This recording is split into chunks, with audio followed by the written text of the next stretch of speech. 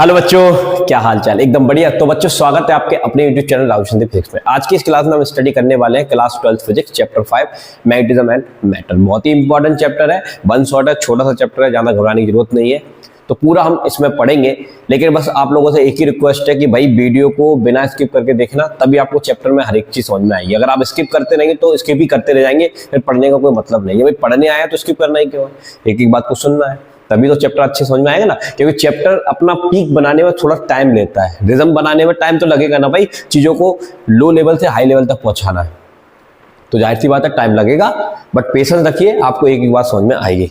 ठीक है, इस क्लास में जो भी आपको पढ़ाया जाएगा उसके लिए पीडीएफ आप कैसे प्रोवाइड करेंगे, अपना नंबर दे रहा हूँ 8109471083। ये हमारा नंबर है, यहाँ पर व्हाट्सएप नंबर है, आप यहाँ पर कांटेक्ट कर सकते हैं। तो इस क्लास में जो भी मैं आपको पढ़ाऊंगा सारा पीडीएफ आपको फ्री में प्रोवाइड हो जाएगा, कोई टेंशन नहीं लेनी है। ठीक है, बस आपको कांटेक्ट कर लेना है। ओके बेटा, क्लास में आगे बढ़ने से पहले ये हमारा चैनल है राहुल संदीप फिजिक्स के नाम से। यहाँ पर आप लोगों के लिए फ्री एजुकेशन 95+ मार्क्स अगर आप स्कोर करना चाहते हैं तो आप बिल्कुल सही जगह आए हैं, क्योंकि यहाँ पर प्लेलिस्ट के ऑप्शन में मैं आप लोगों के लिए बहुत अच्छा कंटेंट अपलोड कर रहा हूँ, वो भी फ्री में। जैसे electric charge and field one shot बहुत डिटेल में पढ़ाया गया है, आप देख सकते हैं इसको। Electric potential and capacitance, second chapter का वन शॉट, थर्ड चैप्टर का one shot and fourth chapter का वन शॉट। अभी तक हमने 4 चैप्टर कंप्लीट कर लिए फिजिक्स के यूट्यूब चैनल पर। ठीक है, इसके बाद आप लोगों के लिए एक और सीरीज मैं यहाँ पर चला रहा हूँ, ये देखिए ये वाला, जिसमें आपको देखने को मिल जाएंगे एनसीईआरटी के एक्सरसाइज और एग्जाम्पल के क्वेश्चन। अभी तक हम यहाँ पर 4 चैप्टर कंप्लीट कर चुके हैं, तो अभी नहीं देखा है तो आप देखिए, ताकि आपको क्वेश्चंस कैसे बनाते हैं, न्यूमेरिकल कैसे सॉल्व करते हैं, सब इसमें यहाँ पर आपको सिखाया गया है। इसके बाद हमारी एक और बेहतरीन सीरीज चल रही है पीवाईक्यू सीरीज की। पेपर का लेवल किस लेवल का आता है, बहुत डिफिकल्ट क्वेश्चन आते हैं, तो वो कैसे क्वेश्चन होते हैं, वो कैसे अप्रोच किया जाता है, क्या कंसेप्ट लगते हैं, वो सारे अच्छे सवाल इन पीवाईक्यू सीरीज में कराए गए हैं। अगर आपने नहीं देखा तो इनको जाके आप देख सकते हैं। ठीक है, और अगर आपके छोटे भाई बहन हैं 11th क्लास में आए हैं तो उनके लिए भी भाई साहब 11th नीट जेईई आईआईटी की क्वेश्चंस को लेकर, चैप्टर्स को लेकर यहाँ पर सीरीज चल रही है। ठीक है, तो आप वो भी उनको बता सकते हैं। और एनसीईआरटी एग्जाम्पलर पे भी काम कर रहे हैं, लेकिन एक ही चैप्टर आपको दिख रहा होगा, क्योंकि इस पर रिस्पॉन्स थोड़ा कम मिला है, तो इस पर अभी नेक्स्ट लेक्चर नहीं आया। आप कमेंट करके बताएंगे तो इस पर भी काम किया जाएगा। चलिए अब क्लास में आगे आते हैं, चीजों को समझते हैं। सबसे पहले तो ये चैप्टर क्या है, मैग्नेटिज्म एंड मैटर के बारे में बताता है। ठीक, अब बात को जरा समझिएगा बेटा। जैसे एक कहानी काफी प्रचलित है, बहुत समय पहले एक कहानी चला करती थी, छोटी क्लासेस में पढ़ाया भी जाता था। आजकल जो नया सिलेबस आया है क्यूरियोसिटी, उसमें तो बात भी की गई है सब चीजों के बारे में, कि एक मैग्नेसिया नाम का टापू हुआ करता था। वहां पर बकरीबाज जो होता था, बकरी चराने के लिए जाता था। लेकिन पुराने समय में क्या होता था, जो चप्पलें थी ना वो लकड़ी की बना रहती थी, उसमें क्या रहता था, कीले ठोक देते थे। अब कीले आयरन की होती हैं, तो वो मैग्नीशिया नाम के टापू में कुछ जगह ऐसे थी जहां पर उनकी चप्पल चिपक जाया करती थी, तो वो डर जाते थे, अरे जी क्या हो गया, मेरे पैरों को किसी ने पकड़ लिया, तो डर के मारे भाग जाते, भूत है। बट बाद में जाके पता चला भूत कुछ नहीं था, वहां पर कुछ एक आयरन ऑक्साइड नाम का पत्थर पाया जाता था ब्लैक कलर का, जिसमें ये प्रॉपर्टी थी कि वो आयरन को अपनी तरफ अट्रैक्ट कर लिया करता था, जिससे लोग डरते थे। लेकिन वो पत्थर कहाँ मिला हमको, मैग्नीशियम मिला, इसलिए वहां से एक नाम पड़ गया मैग्नेट। आयरन ऑक्साइड का नाम क्या पड़ गया, मैग्नेट नाम पड़ गया। तो हम मैग्नेट के बारे में इस चैप्टर में पढ़ेंगे। तो ये आपके सामने रहा मैग्नेट, देखिए ये क्या है, मैग्नेट। अब इस मैग्नेट के पास क्या होता है कि जब इस मैग्नेट को हम छोटे छोटे आयरन के पीसेस में डालते हैं, आयरन के पीसेस में डाल देते हैं, लोहे की चूरन इसको हम कहते हैं, अगर हम उसमें इसको डाल दें तो हम क्या देखते हैं कि सारे के सारे आयरन के पीसेस इसकी तरफ अट्रैक्ट होना स्टार्ट हो जाते हैं। ठीक है, तो आयरन इस मटेरियल की तरफ अट्रैक्ट हो रहा है, मतलब इस मैग्नेट की तरफ क्या हो रहा है, अट्रैक्ट हो रहा है। तो जो चीज मैग्नेट की तरफ अट्रैक्ट होती है उस मटेरियल को तो हम बोलते हैं मैग्नेटिक मटेरियल। क्या बोलते हैं, मैग्नेटिक मटेरियल। मैग्नेटिक मटेरियल का मतलब ये होता है कि ऐसे मटेरियल जिसमें मैग्नेट की प्रॉपर्टी होती है। तो आयरन के अंदर मैग्नेटिक की प्रॉपर्टी होती है, वो सब चीज हम सीखेंगे बेटा चैप्टर में, लास्ट में आपको सब देखने को मिलेगा। तो आयरन एक ऐसा मटेरियल है जिसमें मैग्नेट की प्रॉपर्टी पाई जाती है, और जब इसको मैग्नेट के पास लेकर आते हैं तो मैग्नेट को अपनी तरफ खींच लेता है। क्या कर लेता है, खींच लेता है। अब मैग्नेट ने इसको अपनी तरफ खींचा, मतलब मैग्नेट ने एक प्रॉपर्टी शो की खींचने वाली, उसको हमने बोला मैग्नेटिज्म। ठीक है, तो मैग्नेट की वो प्रॉपर्टी जो मैग्नेटिज्म पैदा कर रही है, खींचने का गुण पैदा कर रही है। ठीक है, और जो ये खींचने का गुण पैदा करे जो मटेरियल, उसको उसी का नाम होता है मैग्नेट। क्या नाम होता है बेटा, मैग्नेट। अब इस मैग्नेट को हमने इसमें से बाहर निकाला और ऐसे ऐसे करके हिलाया, इस तरह से हिलाया, तो हमने देखा कि इस मैग्नेट के एंड्स पर बहुत सारा आयरन डस्ट कलेक्ट हो गया, इकट्ठा हो गया वहां पर, लेकिन बीच में हमको बहुत कम मिला, किनारों पर ज्यादा हो गया। इसका मतलब ये हुआ कि इसके एंड्स पर, किनारों पर खींचने की ताकत बहुत ज्यादा होती है। खींचने की ताकत कहां ज्यादा होती है, किनारों पर। ठीक है, तो हम कह सकते हैं कि इसकी स्ट्रेंथ, खींचने वाला जो मैग्नेटिज्म है, आज थोड़ा जुकाम है तो थोड़ी दिक्कत हो सकती है आवाज में, बट आप समझने की कोशिश करना। तो इसको जब हम हैंग कराते हैं, सॉरी हैंग नहीं कराते हैं, मैंने आपसे ये कहा कि इसके एंड्स पर खींचने की ताकत, मतलब मैग्नेटिज्म क्या होता है, बहुत ज्यादा होता है, जो कि बीच में नहीं होता है। ठीक है, अब ये जो चीज हम मैग्नेट में देख रहे हैं, कहां देख रहे हैं, मैग्नेट में देख रहे हैं। अब हमने क्या देखा कि इस मैग्नेट को जब हम लटका देते हैं, रस्सी से बांधा और लटका दिया, घुमा कर छोड़ दिया, तो हम देखते थे कि ये जो मैग्नेट घूमने के बाद एक दिशा बताता था हमको, डायरेक्शन। कौन सी डायरेक्शन, वो डायरेक्शन हुआ करती थी ज्योग्राफिकल नॉर्थ। यानी कि इस मैग्नेट का एक सिरा हमेशा एक डायरेक्शन में ठहरता था, सस्पेंड होता था, जिसको बोलते थे ज्योग्राफिकल नॉर्थ। तो हमने इसका, इस सिरे का नाम रख दिया कि ये वो सिरा है जो नॉर्थ डायरेक्शन को इंडिकेट करता है, इसलिए हम इसको नॉर्थ पोल बोल देंगे। क्या बोलेंगे बेटा, नॉर्थ पोल बोलेंगे। तो इसके उल्टे सिरे को जो बताएगा ज्योग्राफिकल साउथ, उसको हम साउथ पोल बोलेंगे। तो इससे हमको ये पता चलता है कि इसके नॉर्थ को अर्थ के नॉर्थ ने खींच के रखा हुआ है। किसने खींच के रखा हुआ है, अर्थ के नॉर्थ ने इसको खींच के रखा हुआ है। और अर्थ किसी चीज को क्यों खींच सकती है, इसका मतलब अर्थ के पास भी एक ताकत है खींचने की, और अर्थ मैग्नेट को खींच रही, इसका मतलब अर्थ के अंदर एक मैग्नेटिक प्रॉपर्टी है। तो बाद में जाके पता चला कि अर्थ भी एक बहुत बड़ा चुंबक होता है। तो पहली प्रॉपर्टी आप यही समझेंगे कि अर्थ बिहेव्स लाइक अ मैग्नेट। अर्थ जो होती है हमारी, वो मैग्नेट की तरह बिहेव करती है। दूसरी बात, अभी मैंने आपको बताया कि एक बार मैग्नेट एक शेप को बोलते हैं। मैग्नेट तो मैग्नेट ही होता है, अलग अलग शेप के नाम अलग अलग रख दिए, यू शेप मैग्नेट, शू शेप मैग्नेट। ठीक है, बार मैग्नेट, मैग्नेटिक नीडल है तो मैग्नेट ही। ठीक है, तो बार मैग्नेट का जो पोल है, is decided when it is hang over earth surface, the end of magnet pointing north of earth is north पोल।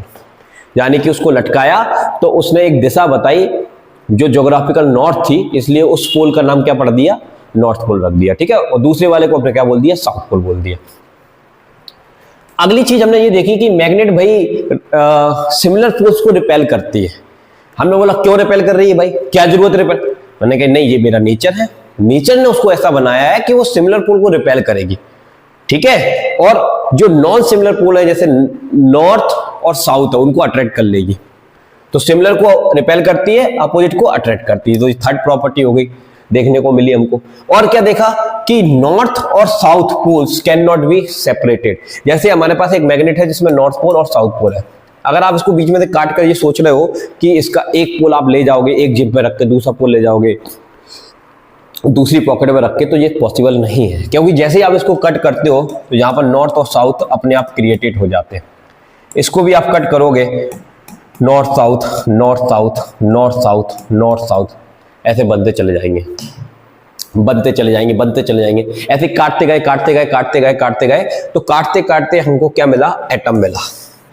क्या मिला, एटम मिला। अब एटम के अंदर कौन है sir, positive charge particle proton है, दूसरा इलेक्ट्रॉन है नेगेटिव चार्ज पार्टिकल जो उसके चारों तरफ घूम रहा है। अब घूमता हुआ इलेक्ट्रॉन जो होता है, आपने इससे पहले वाले चैप्टर में पढ़ा था कि एक करंट कैरिंग कंडक्टर में जब करंट फ्लो होती है, और करंट फ्लो होने का मतलब क्या है, इलेक्ट्रॉन का चलना, और चलता हुआ इलेक्ट्रॉन अपने चारों तरफ क्या बना देता है, मैग्नेटिक फील्ड बना देता है। सही बात है कि नहीं, बोलो यस और नो। हाँ सर, मैग्नेटिक फील्ड तो बनाता है।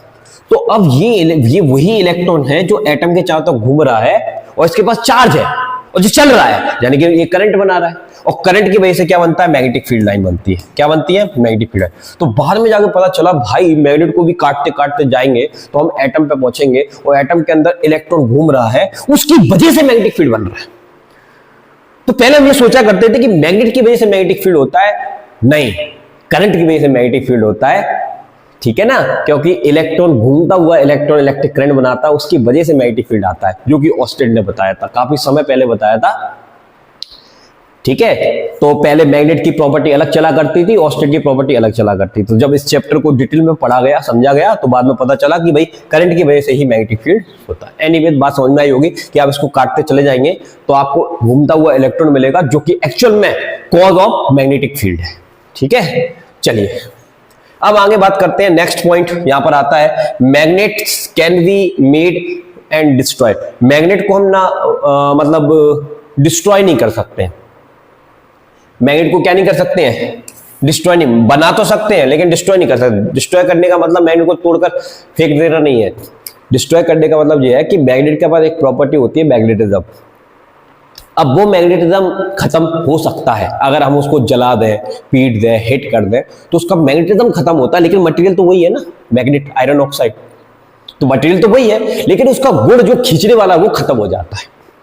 ये बात याद रखना, ठीक है, बात समझ में आई होगी। चलिए अब हम बात करते हैं मैग्नेट्स के शेप्स के बारे में। तो आपको कुछ इस तरह की मैग्नेट्स के शेप देखने को मिलेंगे, जैसे इसको हम बोलते हैं बार मैग्नेट, जो रॉड की तरह दिख रहा है, ठीक है। एक होता है हॉर्स शेप मैग्नेट, ये ऐसा दिख रहा है आपको। ये होता है आपका यू शेप मैग्नेट, ये होता है आपका रिंग शेप मैग्नेट, और ये होता है आपका मैग्नेटिक निडल, जिसका उपयोग करते हैं डायरेक्शन का पता लगाने के लिए। अब आगे की बात करते हैं। अब इसमें सबसे पहले हम एक टॉपिक स्टडी करेंगे जिसको बोलेंगे मैग्नेटिक फील्ड लाइन। क्या बोलेंगे, मैग्नेटिक फील्ड लाइन, काफी इंपॉर्टेंट टॉपिक है। देखिए, तो मैग्नेटिक फील्ड लाइन देखने से पहले मैं आपको एक एनिमेशन दिखाता हूं। यहां पर इसको देखिए, ये हमारे पास एक एनिमेशन है। यहां पर आपके सामने एक मैग्नेट्स है और ये हमारे पास एक मैग्नेटिक निडल है। अब इस मैग्नेटिक निडल में जो रेड कलर का पॉइंटर दिख रहा है वो नॉर्थ पोल को दिखाता है, वो व्हाइट कलर का साउथ पोल को दिखाता है। अब इस मैग्नेटिक निडल को मैं जब इसके पास लेकर जाऊंगा तो आप देख रहे हैं कि इसके साउथ को इसके नॉर्थ ने पकड़ लिया, तो ये एक डायरेक्शन बता रही है, एक पर्टिकुलर, ये एक डायरेक्शन बता रही है। देखो यहाँ, अब मैं इसको यहां पर रखूंगा तो ये दूसरी डायरेक्शन बता रही है। अब मैं इसको यहां रखूंगा तो अब ये ऐसे दिखा रही है। अब मैं इसको यहां रखूंगा तो ये ऐसे दिखा रही है। अब मैं इसको यहां रखूंगा तो ऐसे दिखा रही है। अब मैं इसको यहां रखूंगा तो ऐसे दिखा रही है, यहां रखूंगा तो ऐसे दिखा रही है। तो अगर इन सब पॉइंट्स को अगर देखा जाए ध्यान से, ये मैग्नेट था आपके पास, ये नॉर्थ था, तो मैग्नेटिक निडल ने एक पर्टिकुलर डायरेक्शन दी, यहां रखा तो ये डायरेक्शन दी, यहां रखा तो ये डायरेक्शन दी, यहां रखा तो ये डायरेक्शन दी, यहां रखा तो ये डायरेक्शन दी। तो इन सभी डायरेक्शन को जब आप मिला दोगे तो आपको मिलेगी एक फील्ड लाइन, जिसको हम बोलेंगे मैग्नेटिक फील्ड लाइन। और ये मैग्नेटिक फील्ड लाइन नॉर्थ से स्टार्ट हो रही है और साउथ में जा रही है, तो टर्मिनेट नहीं हो रही है। बाद में हमको पता चला कि इसके अंदर भी मैग्नेटिक फील्ड लाइन होती है, ऐसे ऐसे, यानी कि बाहर भी मैग्नेटिक फील्ड लाइन होती है और अंदर भी होती है, लेकिन अंदर पैरेलल होती है। अंदर मैग्नेटिक फील्ड लाइन कैसी होती है, पैरेलल होती है। बाहर भले ही वो कर्व हो जाती है लेकिन अंदर तो पैरेलल होती है।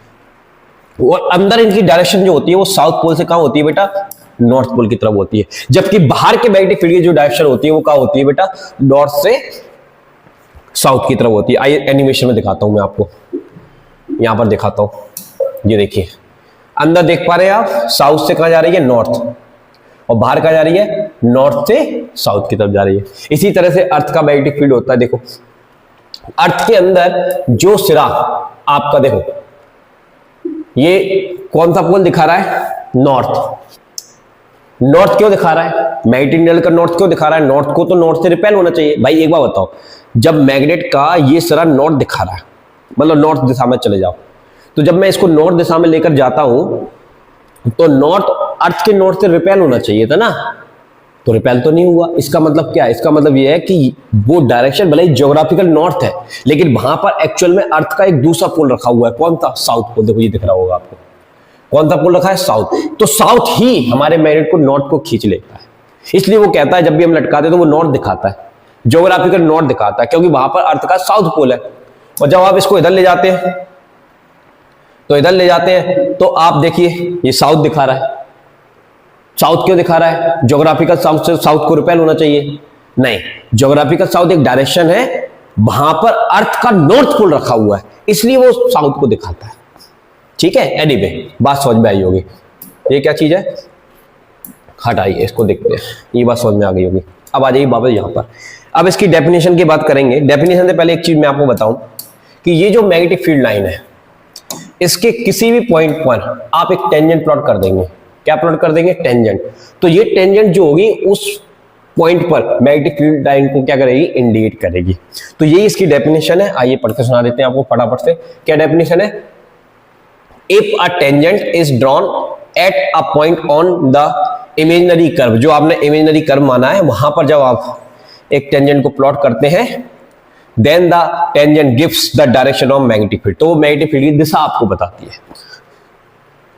अब हम बात करते हैं इसकी प्रॉपर्टीज के बारे में। इसकी प्रॉपर्टीज आपको थोड़ा सा याद रखनी है। पहली प्रॉपर्टी क्या है, they are closed and continuous curve. ये अभी मैंने बताया था कि ये हमेशा कैसा कर्व बनाती है, कंटिन्यूअस भी बनाएंगी और क्लोज भी बनाएंगी, क्योंकि नॉर्थ से स्टार्ट हुई, साउथ में गई, फिर साउथ से नॉर्थ आई, इस तरह से। आगे क्या लिखा हुआ है, outside the magnet the direction is from north to south. तो अभी आपको बताया था कि बाहर मैग्नेटिक फील्ड डायरेक्शन नॉर्थ से कहां होती है, साउथ, लेकिन इनसाइड कैसी होती है, साउथ टू नॉर्थ होती है। ठीक है बेटा। आगे क्या लिखा है, the lines of force repel each other. दो लाइंस जो होती हैं एक दूसरे को रिपेल करती हैं परपेंडिकुलरली। परपेंडिकुलरली एक दूसरे से दूर होना चाहती हैं। कैसे होना चाहती हैं, दूर होना चाहती हैं।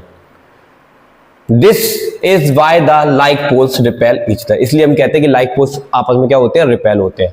दूसरी बात क्या लिखी है यहां पर, the lines of force have tension along there length. तो लेंथ की डायरेक्शन में वो टेंशन महसूस करती हैं, इसलिए हम कहते हैं कि जो अनलाइक पोल्स होते हैं उनके बीच में क्या होता है, अट्रैक्शन होता है। और दो फील्ड लाइन एक दूसरे को कभी नहीं कट करती। उसके लिए यहां पर एक डायग्राम आपको दिखा, देखिए ये आपने magnetic effect of electric current में पढ़ा था। अब देखिए इसमें क्या होता है, जैसे मान लीजिए एक वायर है और एक ये वायर है, दोनों में करंट की डायरेक्शन सेम है। अब सेम है तो मैग्नेटिक फील्ड कैसा बनेगा, देख राइट हैंड कर्व रूल लगाना है, देख ये वाला, ये अंगूठा करंट की डायरेक्शन में, तो ये ऐसे, तो ये ऐसे मैग्नेटिक फील्ड बनेगा लाइक दिस, इस तरह से अंदर की तरफ और यहां से बाहर। सही है।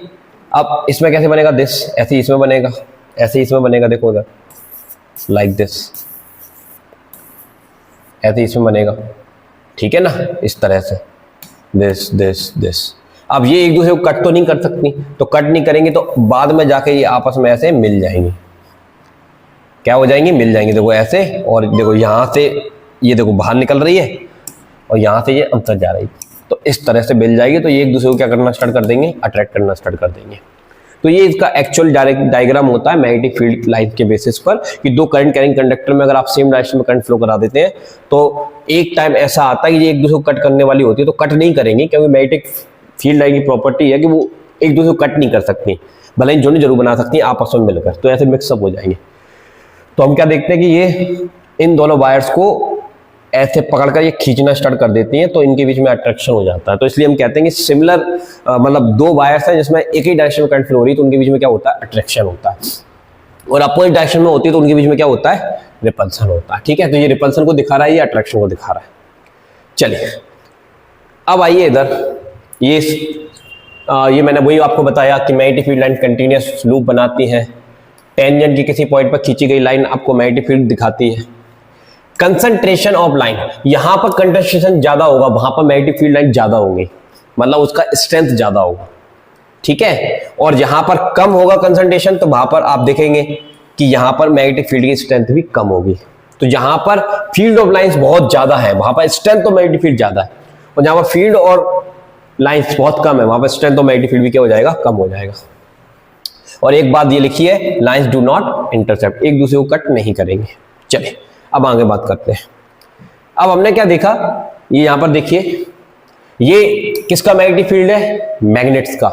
बाद में हमको इस जैसी एक और चीज देखने को मिली, सोलेनॉइड। इस सोलेनॉइड में भी जब हम करंट फ्लो कराते हैं तो वो भी अपने चारों तरफ मैग्नेटिक फील्ड बनाता है, उसका मैग्नेटिक फील्ड भी इसी तरह से होता है। और अगर हम बात करें ये क्या है, ये भी एक तरह का फील्ड है, लेकिन ये डाइपोल के कारण फील्ड है, एक पॉजिटिव चार्ज और एक नेगेटिव चार्ज है। इसमें electric field line positive charge से स्टार्ट हो रही है और नेगेटिव पे टर्मिनेट हो रही है, तो ये ओपन फील्ड है और ये क्लोज्ड है, ये याद रखिएगा। चलिए अब एक डेरिवेशन के बारे में बात करते हैं, काफी इंपॉर्टेंट डेरिवेशन है। यहां पर हम ये प्रूव करने की कोशिश करेंगे कि जो सोलेनॉइड होता है उसके कारण जो मैग्नेटिक फील्ड होता है वो वही मैग्नेटिक फील्ड होता है जो एक बार मैग्नेट बना रहा है। क्या बना रहा है? Bar magnet. तो आइए इसको मैं थोड़ा सा आपको यहां पर समझाता हूं, इसको कैसे करेंगे। देखिए सबसे पहले तो मैंने एक सोलेनॉइड बना लिया, दिस इज द सोलेनॉइड। ठीक है बेटा, ये आपके सामने एक सोलेनॉइड है, ये इसकी एक्सिस है। तो एक्सिस पर कोई पॉइंट P है, यहां पर हमको मैग्नेटिक फील्ड निकालना है। क्या निकालना है? Magnetic field. अब हम एक बात जानते हैं कि ये जो सोलेनॉइड होता है वो बहुत सारे नंबर ऑफ टर्न्स रिंग से मिलकर बना होता है। ऐसे रिंग्स बने होते हैं, बहुत सारे रिंग्स बने होते हैं। इन रिंग्स से मिलकर क्या बनता है? आपका सोलेनॉइड बनता है। ठीक है, तो ये इसका मिड पॉइंट मान लिया, इक्वेटोरियल लाइन हो गई, ये एक्सियल लाइन हो गई। ठीक है, यहां पर ये ओरिजिन हो गया। ओके, चलो इधर की तरफ जाएंगे तो -L बोल देता हूं, इधर की तरफ जाएंगे तो +L बोल सकता हूं, लेकिन टोटल लेंथ तो 2L ही है। टोटल लेंथ कितनी है? 2L है। ठीक है, दूसरी बात हम करते हैं, इस पर जो नंबर ऑफ टर्न्स है, पर यूनिट लेंथ पर नंबर ऑफ टर्न कितनी है? N है, और टोटल नंबर ऑफ टर्न कितनी है? N है। तो आपको एक फॉर्मूला पता होगा कि L लेंथ पर टोटल टर्न कितने हैं? N। कितने हैं? N। जैसे मान लो इसकी लेंथ कितनी है? 2L है, तो मैं मान लेता हूं 2L लेंथ पर टोटल नंबर ऑफ टर्न कितने हैं? N। तो यूनिट लेंथ पर कितने होंगे? N/2L। और यूनिट लेंथ पर जितने नंबर ऑफ टर्न होते हैं उसको क्या बोलते हैं? स्मॉल n बोलते हैं। तो जहां से कैपिटल N का फॉर्मूला आ जाएगा N = N × 2L। जब जरूरत पड़ेगी तो उपयोग में ला लेंगे इसको। क्लियर है? ठीक है, अब आगे बात करते हैं। अब जरा ध्यान सुनिएगा, इसके एक्सिस से हम चले जाएंगे r डिस्टेंस पर। इस पॉइंट पर हमको मैग्नेटिक फील्ड निकालना है। अब यहां पर मैग्नेटिक फील्ड निकालने के लिए हम क्या करेंगे? ध्यान सुनना, आपने एक डेरिवेशन किया था कि एक करंट कैरिंग लूप में करंट फ्लो हो रही है इस तरह से, उसका रेडियस है a, उसके एक्सिस पर x डिस्टेंस पर किसी पॉइंट P पर मैग्नेटिक फील्ड निकालने का फॉर्मूला था B = μ0/4π 2π NI a² बटा a² + x² की पावर 3/2। ये इस एक अकेली कॉइल से x डिस्टेंस पर एक्सिस पर पॉइंट पर किसी पॉइंट P पर मैग्नेटिक फील्ड निकालने का ये फॉर्मूला था। अब ऐसी ना जाने कितनी एक्सिस है यहाँ पर, मतलब ऐसी कितनी कॉइल्स है यहाँ पर, नंबर ऑफ कॉइल्स बहुत सारी है, एक कॉइल का इतना है। तो अब हम यहाँ पर बहुत सारी कॉइल्स है, तो बहुत सारी कॉइल्स, कुछ कॉइल्स पीछे भी है, कुछ कॉइल्स आगे भी है। तो एक चीज देख पा रहे हैं कि ये डिस्टेंस जो है अगर कम ज्यादा होगा तो मैग्नेटिक फील्ड की स्ट्रेंथ भी क्या हो जाएगी? चेंज हो जाएगी। तो यहां पर इस पूरे सोलेनॉइड के कारण यहां पर मैग्नेटिक फील्ड निकालना थोड़ा सा डिफिकल्ट हो जाएगा। तो उसके लिए हमारा कैलकुलस मेथड ये कहता है कि आप एक काम करिए, अगर ऐसी समस्या आ रही है कि एक रिंग के कारण जो मैग्नेटिक फील्ड आ रहा है और वो रिंग अगर पीछे है तो मैग्नेटिक फील्ड अलग है, वो रिंग आगे है तो मैग्नेटिक फील्ड अलग है, तो उस केस में हम क्या करें? तो उस केस में कैलकुलस ये कहता है कि इससे आप x दूरी पर जाइए और x दूरी पर जाके एक छोटा सा एलिमेंट कट कर लीजिए। तो यहां पर हमने एक छोटा सा एलिमेंट कट कर लिया, ये छोटा सा एलिमेंट जिसकी लेंथ हमने कितनी मान ली? dx मान ली। कितनी मान ली बेटा? dx। अब मुझे ये बताइए कि यहां पर नंबर ऑफ टर्न में निकालूंगा, टोटल नंबर ऑफ टर्न निकालूंगा तो वो कितने आएंगे? n dx आएंगे इस लेंथ के लिए, और इस लेंथ के लिए ये, तो मैं इस लेंथ की बात कर रहा हूं, छोटी सी लेंथ के लिए। ठीक है, तो अब हम इस छोटी सी लेंथ के कारण, ये वाली सर्कल के कारण यहां पर मैग्नेटिक फील्ड निकालने का ये फॉर्मूला उपयोग में लाएंगे। तो उसको कैसे लिखेंगे? dV = μ0/4π 2π, n की जगह क्या आएगा? इस कॉइल के नंबर ऑफ टर्न वो कितने हैं? n × dx। I करंट है तो करंट लिख दिया, a क्या है? रेडियस, तो भाई इसकी रेडियस में हम a ही मानते हैं, तो ये a² आ गया। यहां पर कितना आ गया? a² बटा अपन में क्या है? a² लिखो, a² प्लस x क्या था? इस कॉइल से उस पॉइंट तक का डिस्टेंस, तो भाई ये डिस्टेंस x है यहां तक का, है कि नहीं? और यहां से यहां तक का डिस्टेंस r है, तो ये अगर हम इस कॉइल से निकालें तो ये डिस्टेंस कितना होगा बेटा? ये डिस्टेंस होगा r - x होगा।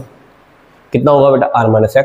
तो x के स्थान पर आ जाएगा r - x का होल स्क्वायर, और बाकी तो 3/2 दिस।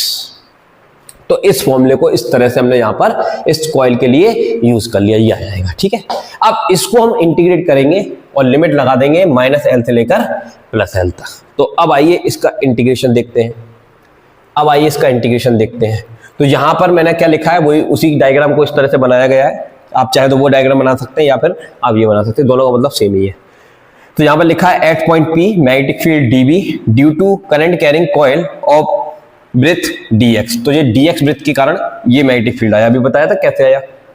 अब हम इसको इंटीग्रेट करेंगे, लिमिट लगाएंगे -L से लेकर +L तक, ठीक है, ये रख दिया। इसके बाद जो भी क्वांटिटी कांस्टेंट है सबको बाहर निकाल देंगे, तो μ/4π कांस्टेंट है, बाहर आ जाएगा। 2π number of turns, area of coil, या आप कह सकते हैं रेडियस ऑफ कॉइल, सब कांस्टेंट है, करंट कांस्टेंट है, सब बाहर आ जाएगा। अंदर कितना बचेगा, dx बटा r - x का स्क्वायर प्लस a² की पावर 3/2, ये बचेगा। अब इसके बाद हम क्या करेंगे, इसको थोड़ा सा टर्म्स को समझना, इधर आइए, इस टर्म्स को समझना। ये जो टर्म्स है r - x, ये r के बराबर है। कैसे सर, सुनिए ध्यान से। मान लीजिए ये आपकी कॉइल, ये आपका मिड पॉइंट है, सेंटर O पॉइंट है, इससे थोड़ी सी ही दूर पर x है। ये जो डिस्टेंस है, ये x बहुत छोटा डिस्टेंस है। अब ये जो पॉइंट P है, ये वाला, ये बहुत बहुत बहुत दूर है बेटा, बहुत दूर है। तो इस r में से इस x को घटाओगे, जैसे 10,000 में से एक जोड़ दिया या एक घटा दिया, 10,000 को कुछ फर्क नहीं पड़ेगा। 1 करोड़ में 2 रुपए डाल दो या 2 रुपए निकाल लो, क्या फर्क पड़ रहा है, वो तो है तो 1 करोड़ ही, समझे ना। तो वैसे ही मान के चलिए ये r की वैल्यू बहुत बड़ी है, उस केस में से r में से थोड़ा सा घटा दो या थोड़ा सा जोड़ दो, कोई फर्क नहीं पड़ता। एडिशन और सब्ट्रैक्शन में कोई फर्क नहीं पड़ता, लेकिन मल्टीप्लाई दिक्कत दे सकता। तो ये एडिशन और सब्ट्रैक्शन का कॉन्सेप्ट है, तो वहां पर थोड़ी सी छोटी सी वैल्यू को जोड़ा जाए या घटाया जाए, इस r पर कोई इफेक्ट नहीं पड़ेगा, इसलिए हम इसको r के बराबर मान लेंगे, ठीक है। तो इसको तो मैं लिख दूंगा r, क्या लिख दूंगा r। अब दूसरी बात समझिए, दूसरी बात यहां पर ये समझिए कि ये जो कॉइल है आपकी, ये बहुत छोटी है, इसका रेडियस बहुत छोटा है, और ये r बहुत बड़ा है, r बहुत बड़ा है। अब इस r में आपने a को जोड़ा है, तो मैंने अभी आपको फिर से वही वाली बात कही कि बहुत बड़े नंबर में छोटा सा वैल्यू जोड़ दोगे या घटा दोगे, कोई फर्क नहीं पड़ेगा। जैसे ये 10,000 है, 1 लाख है, कुछ भी वैल्यू है।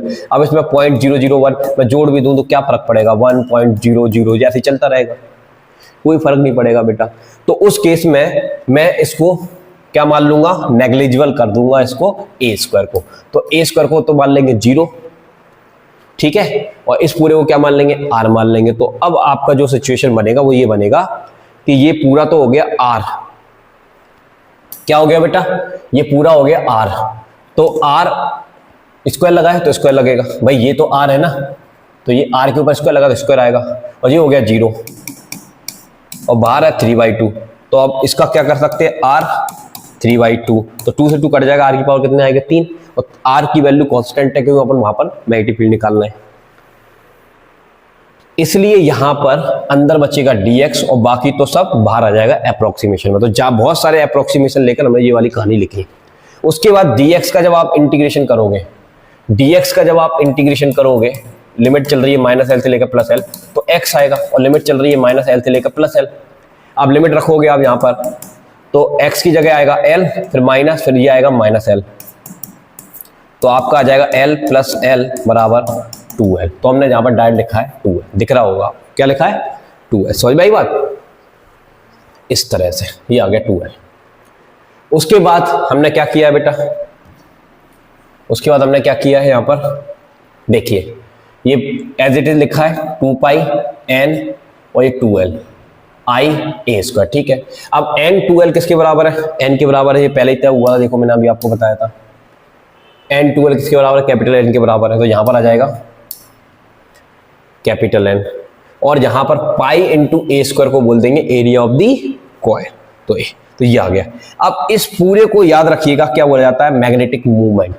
एक लूप है जिसमें करंट फ्लो हो रही है और इसका एरिया a है, और अगर इसमें नंबर ऑफ टर्न n है तो ये बनाता है मैग्नेटिक मूवमेंट, ठीक है ना। मैंने बताया था घूमता हुआ इलेक्ट्रॉन ही क्या बनाता है, मैग्नेटिक मूवमेंट बनाता है। तो ये मैग्नेटिक मूवमेंट बनाएगा, तो इसकी जगह हम लिख सकते हैं कैपिटल M, तो ये आ जाएगा। अब ये जो मैग्नेटिक फील्ड आया है, ये वही मैग्नेटिक फील्ड है जो हम एक बार मैग्नेट से इसके एक्सिस पर एक साउथ पोल है और एक नॉर्थ पोल है, इसके सेंटर से x डिस्टेंस पर जाकर जब मैग्नेटिक फील्ड निकालते हैं किसी पॉइंट पर, तो कितना आता है, mu not upon 4 pi 2m बटा r क्यूब। अगर ये x है तो यहाँ पर x आ जाएगा, तो ये उतना ही आया है, उतना ही आया है। इसका मतलब आपका सोलेनॉइड एक तरह से एज अ मैग्नेट बिहेव लाएगा एज अ मैग्नेट, तो मैग्नेट की तरह बिहेव करता है। आपका सोलेनॉइड किसकी तरह बिहेव करता है, मैग्नेट की तरह बिहेव करता है, क्योंकि इसका मैग्नेटिक फील्ड भी वही आता है जो एक बार मैग्नेट दिखाता है। अभी मैं उसको प्रूव भी करूंगा, टेंशन नहीं लेना आपको, ठीक है। चलो समझ में आई? तो थोड़ा सा आपको ये कॉम्प्लिकेटेड है लेकिन इंपॉर्टेंट है सीबीएसई की तरफ से, इसलिए आप इसको जरूर करिएगा।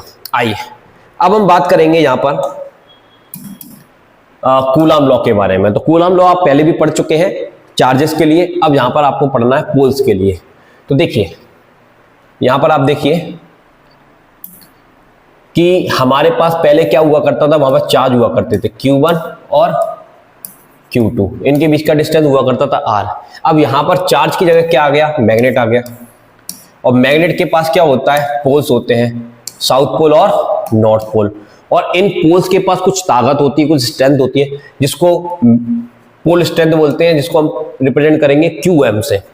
तो इसकी पोल स्ट्रेंथ को QM1 लिख रहा हूं, इसकी पोल स्ट्रेंथ को QM2 लिख रहा हूं। अब कूलाम लॉ इसमें जो था वही इसमें है। यहां पर क्या था, इन दोनों चार्जेस के बीच लगने वाला जो फोर्स ऑफ अट्रैक्शन और रिपल्सन जो होता है, वो उन चार्जेस के मैग्नीट्यूड के प्रोडक्ट के डायरेक्टली प्रोपोर्शनल होता है। वही चीज यहां है, इनकी पोल स्ट्रेंथ के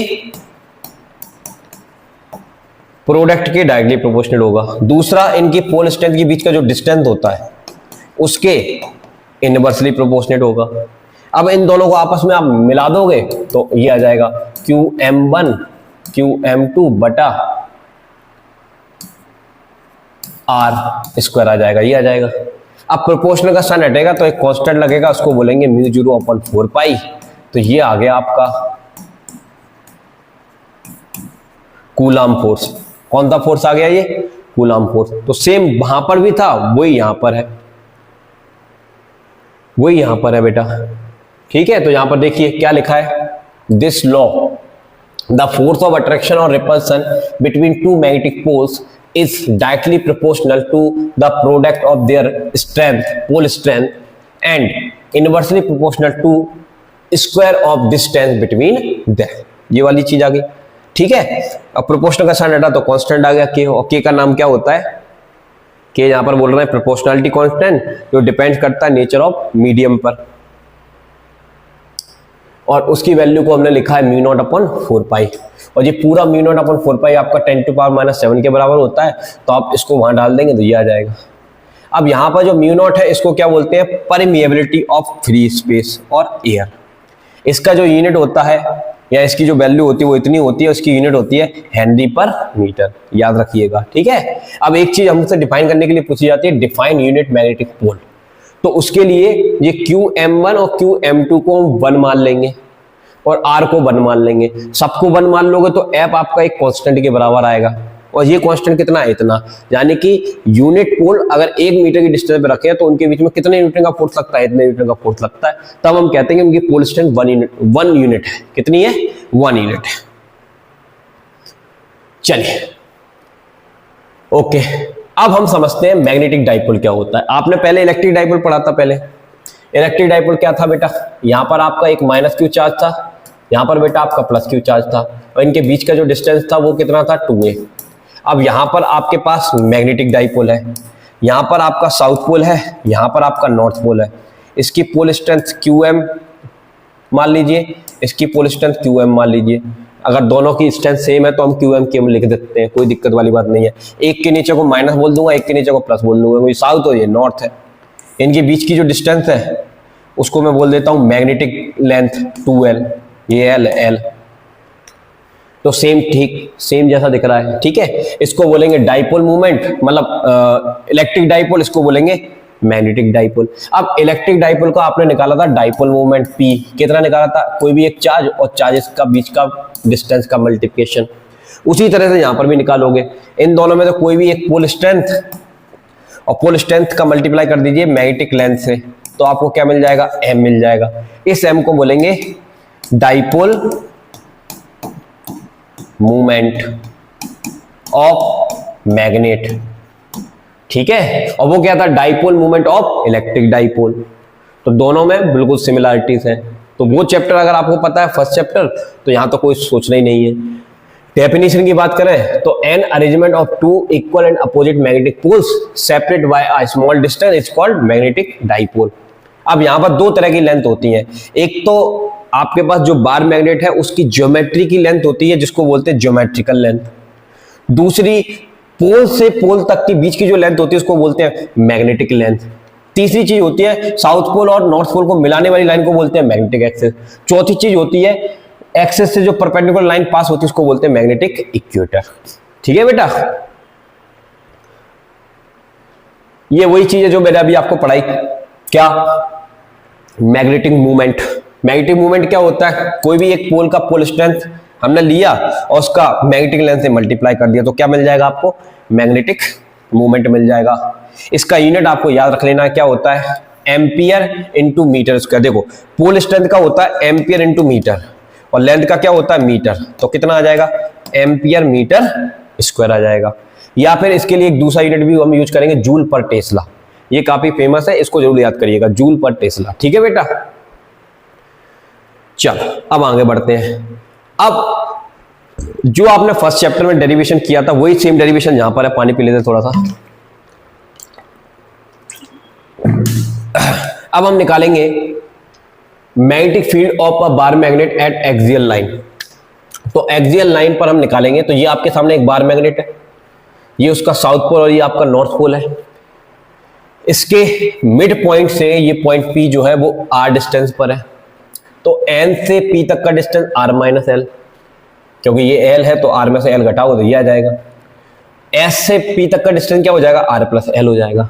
अब इस डाइपोल के कारण यहां पर मैग्नेटिक फील्ड निकालना है एक्सिस पर, तो हम लिखेंगे magnetic field at point P due to north pole. तो मैग्नेटिक फील्ड का आपको फॉर्मूला आना चाहिए, देखो कैसे, तो आपको इलेक्ट्रिक फील्ड का फॉर्मूला याद होगा, क्या होता है, 1/4 pi epsilon not Q upon R square. ये था एक पॉइंट चार्ज के कारण R डिस्टेंस पर किसी पॉइंट पर इलेक्ट्रिक फील्ड निकालने का फॉर्मूला ये था। अब इसी तरह से यहां पर एक मान लो सिंगल पोल है, पॉसिबल तो नहीं है, एज्यूम तो कर ही सकते हैं, तो एक सिंगल पोल है जिसकी पोल स्ट्रेंथ है QM, तो इससे R डिस्टेंस पर हम चले जाएंगे, तो यहां पर मैग्नेटिक फील्ड निकालने का फॉर्मूला आएगा, B से रिप्रेजेंट करते हैं मैग्नेटिक फील्ड को, तो उसका फॉर्मूला आएगा, इस कांस्टेंट की जगह आ जाएगा μ0/4 पाई और Q की जगह आ जाएगा पोल स्ट्रेंथ QM बटा R स्क्वायर। तो सेम थिंग है, अगर आपको ये फॉर्मूला याद है तो उसी से ये बना है। अब आ जाइए इधर, तो ये वही फॉर्मूला लिखा मैंने। अब बीच में क्या है, ये डिस्टेंस है, तो भाई नॉर्थ पोल से यहां तक का डिस्टेंस R माइनस L, तो यहां पर R माइनस L आ जाएगा। इसकी डायरेक्शन कहाँ होगी, तो डायरेक्शन पता लगाने के लिए यहां पर यूनिट नॉर्थ पोल हम मान लेते हैं। यूनिट नॉर्थ पोल मतलब ऐसा नॉर्थ पोल जिसकी वैल्यू 1 है, लेकिन है तो नॉर्थ पोल, तो नॉर्थ को रिपेल करेगा तो इधर की तरफ भागेगा, तो इसकी डायरेक्शन हो जाएगी N से P की तरफ, तो NP वेक्टर। इसी तरह से हम साउथ पोल के कारण मैग्नेटिक फील्ड निकालेंगे, तो सेम फॉर्मूला लगाएंगे, लेकिन साउथ पोल से वहां तक का डिस्टेंस कितना है, R प्लस L। डायरेक्शन की बात करेंगे, भाई ये यूनिट नॉर्थ पोल है लेकिन है तो नॉर्थ पोल, तो साउथ उसको अपनी तरफ अट्रैक्ट करेगा, तो P से S की तरफ जाएगा, तो डायरेक्शन हो जाएगी अलोंग PS। अब एक ही पॉइंट पर दो मैग्नेटिक फील्ड आ गए, एक ये वाला और एक ये वाला, तो हम नेट निकालना चाहते हैं। अब तो नेट कैसे निकालेंगे, नेट के लिए बड़े में से छोटा घटाना है, तो भाई ये नॉर्थ पोल इसके नजदीक है, तो यहाँ पर डिस्टेंस कम है तो इसका इफेक्ट ज्यादा होगा, यहाँ पर डिस्टेंस ज्यादा है तो इसका इफेक्ट कम होगा, क्योंकि आप फॉर्मूले में देखिए ना बेटा, अभी मैंने आपको एक फॉर्मूला दिखाया था, कहाँ है ये, अगर R बढ़ेगा तो मैग्नेटिक फील्ड घटेगा, R घटेगा तो मैग्नेटिक फील्ड बढ़ेगा, तो भाई जिसके लिए R कम होगा उसकी स्ट्रेंथ ज्यादा होगी और जिसके लिए R बड़ा होगा उसकी स्ट्रेंथ कम होगी, सीधी बात है। तो यहां पर साउथ पोल से ये डिस्टेंस ज्यादा है तो इसका इफेक्ट कम आएगा, नॉर्थ पोल से ये डिस्टेंस कम है, इसका इफेक्ट ज्यादा आएगा। तो बड़ा कौन हुआ, ये वाला B1, छोटा कौन हुआ B2, तो B1 में से B2 घटा देंगे और बस आप इसकी वैल्यू पुट ऑन करनी है। यहाँ पर देखो वैल्यू पुट ऑन करी और हमने कॉमन निकाल दिया, इतना बच्चा, इसका इधर मल्टीप्लाई, इसका इधर मल्टीप्लाई, ये आ जाएगा इनका आमने सामने। और एक बार माइनस में प्लस में तो फॉर्मूला होता है A square minus B square, square लगाए तो होल स्क्वायर आ जाएगा। अब इस पूरे का फॉर्मूला होता है 4RL। अब यहाँ पर 4 के हमने टुकड़े कर लिए, एक 2 को L के साथ छोड़ दिया 2L, और एक 2 को आर के साथ छोड़ दिया 2r, और QM तो है ही। और इस भाई साहब का नाम हमने रखा है क्या, मैग्नेटिक मूवमेंट ऑफ मैग्नेट। ठीक है, मैग्नेटिक मूवमेंट, ओके, या आप बोल सकते हैं डाइपोल मूवमेंट ऑफ मैग्नेट। तो इसकी जगह आ जाएगा स्मॉल m। क्या आ जाएगा, स्मॉल m, मैग्नेटिक मूवमेंट। ठीक है, तो ये रख दिया, ये आ गया। अब हम शॉर्ट मैग्नेट की बात करेंगे तो भाई ये जो r होता है ना, ये काफी बड़ा होता है l से, तो हम l स्क्वायर को नेगलेक्ट कर देंगे। और अगर l स्क्वायर को नेगलेक्ट कर दोगे तो यहाँ पर r की पावर 4 आएगी, ऊपर से एक r से कट जाएगा, ये आ जाएगा। तो ये वही फॉर्मूला आया है जो मैंने अभी एक डेरिवेशन करके आपको बताया था, यहाँ पर ये वाली डेरिवेशन करके। कहाँ गई वो डेरिवेशन, ये वाली, देखिए इधर, ये सोलेनॉइड के कारण मैग्नेटिक फील्ड आया, वो बार मैग्नेट के कारण आया। सेम फॉर्मूला है, इसका मतलब बार मैग्नेट के कारण जो मैग्नेटिक फील्ड होता है वही सोलेनॉइड के कारण होता है। इसलिए सोलेनॉइड भी आपकी एक तरह से मैग्नेट ही होती है। क्या होती है बेटा, मैग्नेट होती है। इसी तरह से अगर हम बात करें कि भाई हम एक और डेरिवेशन करने की बात करें तो एक डेरिवेशन क्या हो सकती है, magnetic field of bar magnet at a equatorial line. अब इक्वेटोरियल लाइन पर भी हम मैग्नेटिक फील्ड निकाल सकते हैं। क्या निकाल सकते हैं, इक्वेटोरियल लाइन पर।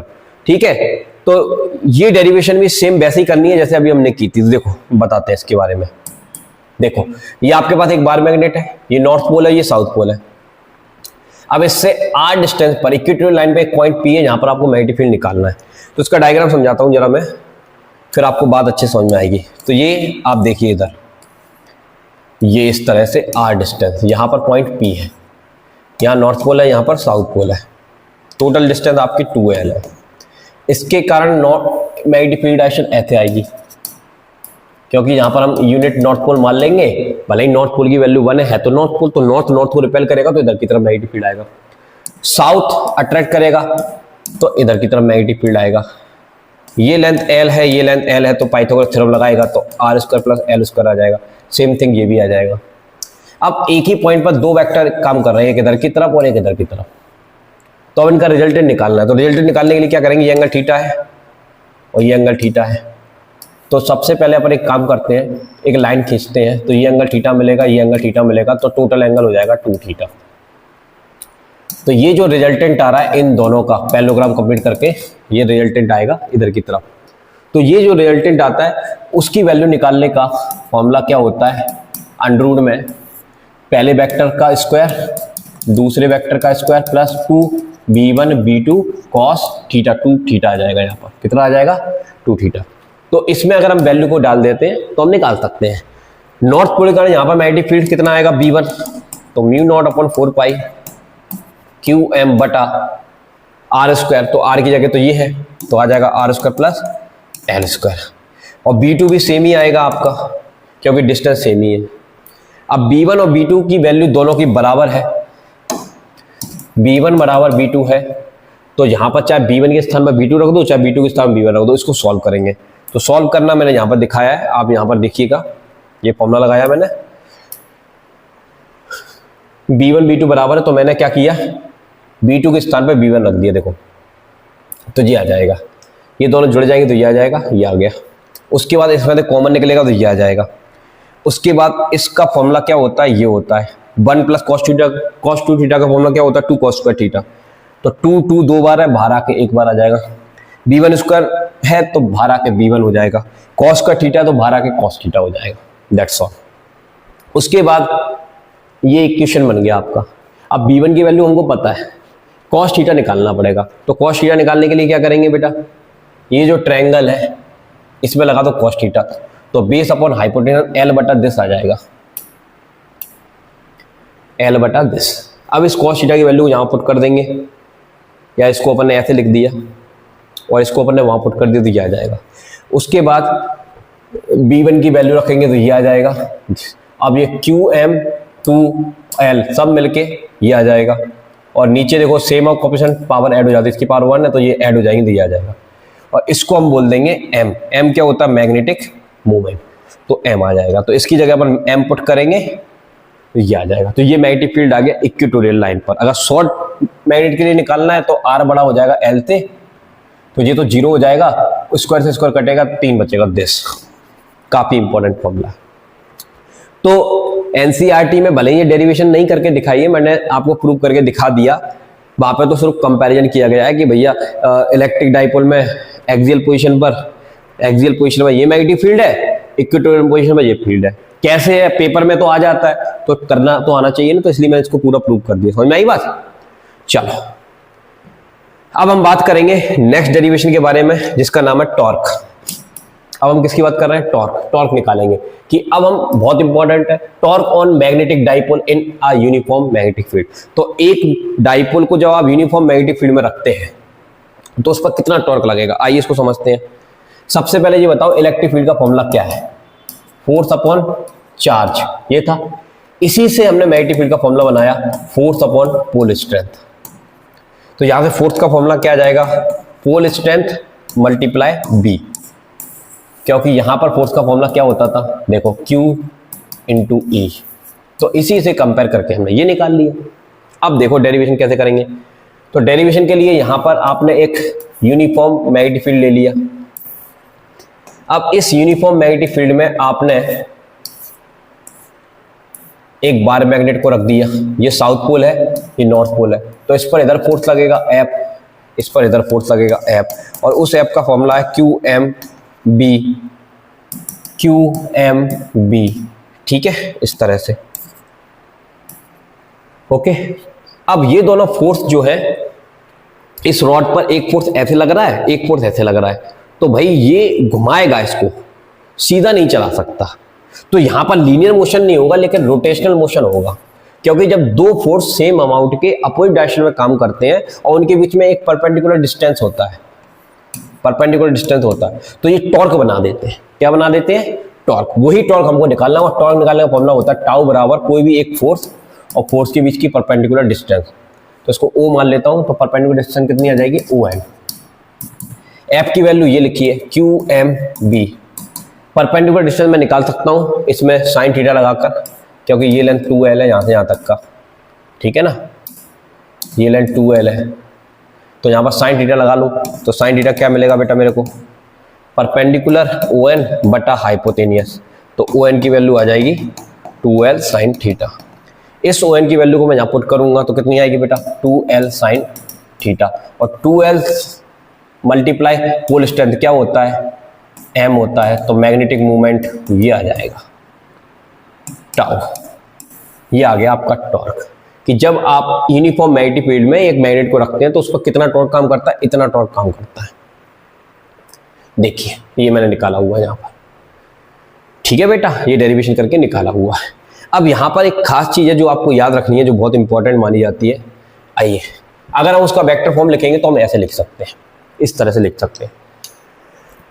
अब जहां पर दो सिचुएशन होती है, स्टेबल और एक होती है अनस्टेबल। डाइपोल की स्टेबल सिचुएशन और अनस्टेबल सिचुएशन। तो उसके लिए एक थंबनेल बता रहा हूं, अगर थीटा की वैल्यू 0 डिग्री है तो पक्का डाइपोल कौन सी सिचुएशन में? Stable situation. की वैल्यू 180 डिग्री है तो पक्का डाइपोल कौन से इक्विलिब्रियम में? अनस्टेबल की इक्विलिब्रियम में, याद रखिएगा। और अगर थीटा की वैल्यू 90 डिग्री आ गई तो यहां पर 90 पुट करूंगा तो टाउ बराबर आ जाएगा MB, यानी कि टॉर्क कैसा है? मैक्सिमम। इन दोनों का मतलब ये है कि अगर आपके सामने इस तरह से एक मैग्नेट पड़ा हुआ है, ये साउथ पोल और ये नॉर्थ पोल, इसका जो मैग्नेटिक मूवमेंट होता है उसकी डायरेक्शन हमेशा याद रखना साउथ से नॉर्थ की तरफ होती है, इस तरह से। अब यही आपकी मैग्नेटिक फील्ड की डायरेक्शन है, यही आपकी मैग्नेटिक फील्ड डायरेक्शन है B वेक्टर। इस समय इसका एक्सिस, मैग्नेटिक मूवमेंट और मैग्नेटिक फील्ड का एक्सिस कितना डिग्री का एंगल बना रहा है? 0 डिग्री। तो 0 डिग्री से अगर इसको आप थोड़ा सा भी डिस्टर्ब कर दोगे तो जो घूमकर वापस आ जाएगा, तो ये कौन सा इक्विलिब्रियम हो गया? स्टेबल। और अनस्टेबल में क्या होगा कि ये मैग्नेटिक फील्ड तो इधर की तरफ है, लेकिन अब इसका डाइपोल मूवमेंट इधर की तरफ आ गया, साउथ यहां आ गया, नॉर्थ यहां आ गया, तो इनके बीच एंगल आ जाएगा 180 डिग्री। और 180 डिग्री पे आप जब इसको टर्न कराओगे तो जो घूमेगा वापस तो नहीं आएगा बल्कि घूम जाएगा। तो ये अनस्टेबल सिचुएशन। अनस्टेबल का मतलब किसी चीज को हमने धक्का मारा, वो वापस ना आए, वो घूम ही जाए। जैसे मैं आपको बताता हूं, ये एक कटोरा है, कटोरे के ऊपर यहां पर रख देगा तो एक लात मारेगा तो ये मोती जो है उसके ऊपर रखा, वो कभी ऊपर वापस नहीं आ पाएगा। और अगर इस तरह से कटोरा रखकर यहां पर इसको डिस्टर्ब करेगा तो ये ऊपर जाएगा, वापस आ जाएगा। ये तो वही वाली बात हो गई कि तुम्हारा प्यार है किसी लड़की के लिए, तो वो कितना भी सच्चा हो तुम्हारी तरफ से, दूसरा वाला मिल गया ना अच्छा पैसा वाला, तुम्हें लात मार के निकल लेगी, वापस भी नहीं आएगी। तो लड़की का जो प्यार होता है वो अनस्टेबल होता है, और दोस्त का जो प्यार होता है वो स्टेबल होता है। तो दोस्ती करो, प्यार मत करो, ये बात ध्यान रखना। चलिए आगे बढ़ते हैं, आगे बढ़ते हैं, आगे बढ़ते हैं। अब हम बात करेंगे बेटा वर्क डन। जब एक डाइपोल को हम घुमाते हैं तो उस पर कितना वर्क डन करते हैं, आइए। तो देखो ये आपका मैग्नेटिक फील्ड की डायरेक्शन है।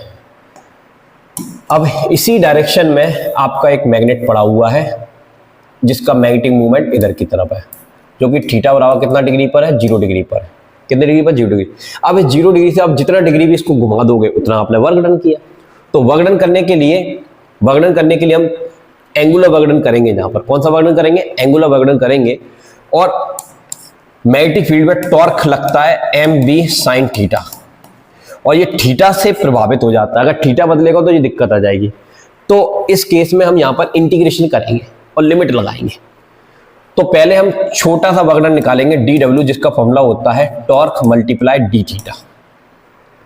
ठीक है, थोड़ा सा घुमाया तो थोड़ा सा एंगल डी थीटा मान लिया। कितना मान लिया बेटा, डी थीटा, इतना मान लिया। इसके बाद हम टाउ की वैल्यू रखेंगे। टाउ की वैल्यू होती है mb sin theta D theta, और ये आ गया dw। क्लियर है। अब इसको आप इंटीग्रेट कर दीजिए, तो इसका इंटीग्रेशन तो w हो जाएगा। यहाँ पर इंटीग्रेशन कर सकते हैं। आप कहाँ से घुमाना स्टार्ट कर रहे हैं, 0 डिग्री से, या आप मान लो θ1 से घुमाना स्टार्ट कर रहे हैं। कहाँ तक घुमाएंगे, θ2 तक। तो ऐसे कर लीजिए। mb कांस्टेंट है, बाहर आ जाएगा, अंदर बचेगा sin थीटा डी थीटा, और लिमिट चल रही है θ1 से लेकर θ2, ये आ जाएगा। अब sin थीटा का इंटीग्रेशन क्या होता है बेटा, माइनस का cos थीटा, तो मैंने बाहर लिख दिया माइनस, अंदर बचेगा cos थीटा, और लिमिट चल रही है θ1 से लेकर θ2 तक। कोई दिक्कत वाली बात नहीं है। अब लिमिट रखेंगे यहाँ पर cos θ2 माइनस cos θ1, माइनस का मल्टीप्लाई कर देंगे तो अंदर आ जाएगा cos θ1 माइनस cos θ2। ये आ गया वर्क डन, ये वर्क डन आ गया आपका। ठीक है, अब थीटा की वैल्यू आप 0 से स्टार्ट करो, किसी से भी स्टार्ट करो, ये जनरल फॉर्मूला आ गया।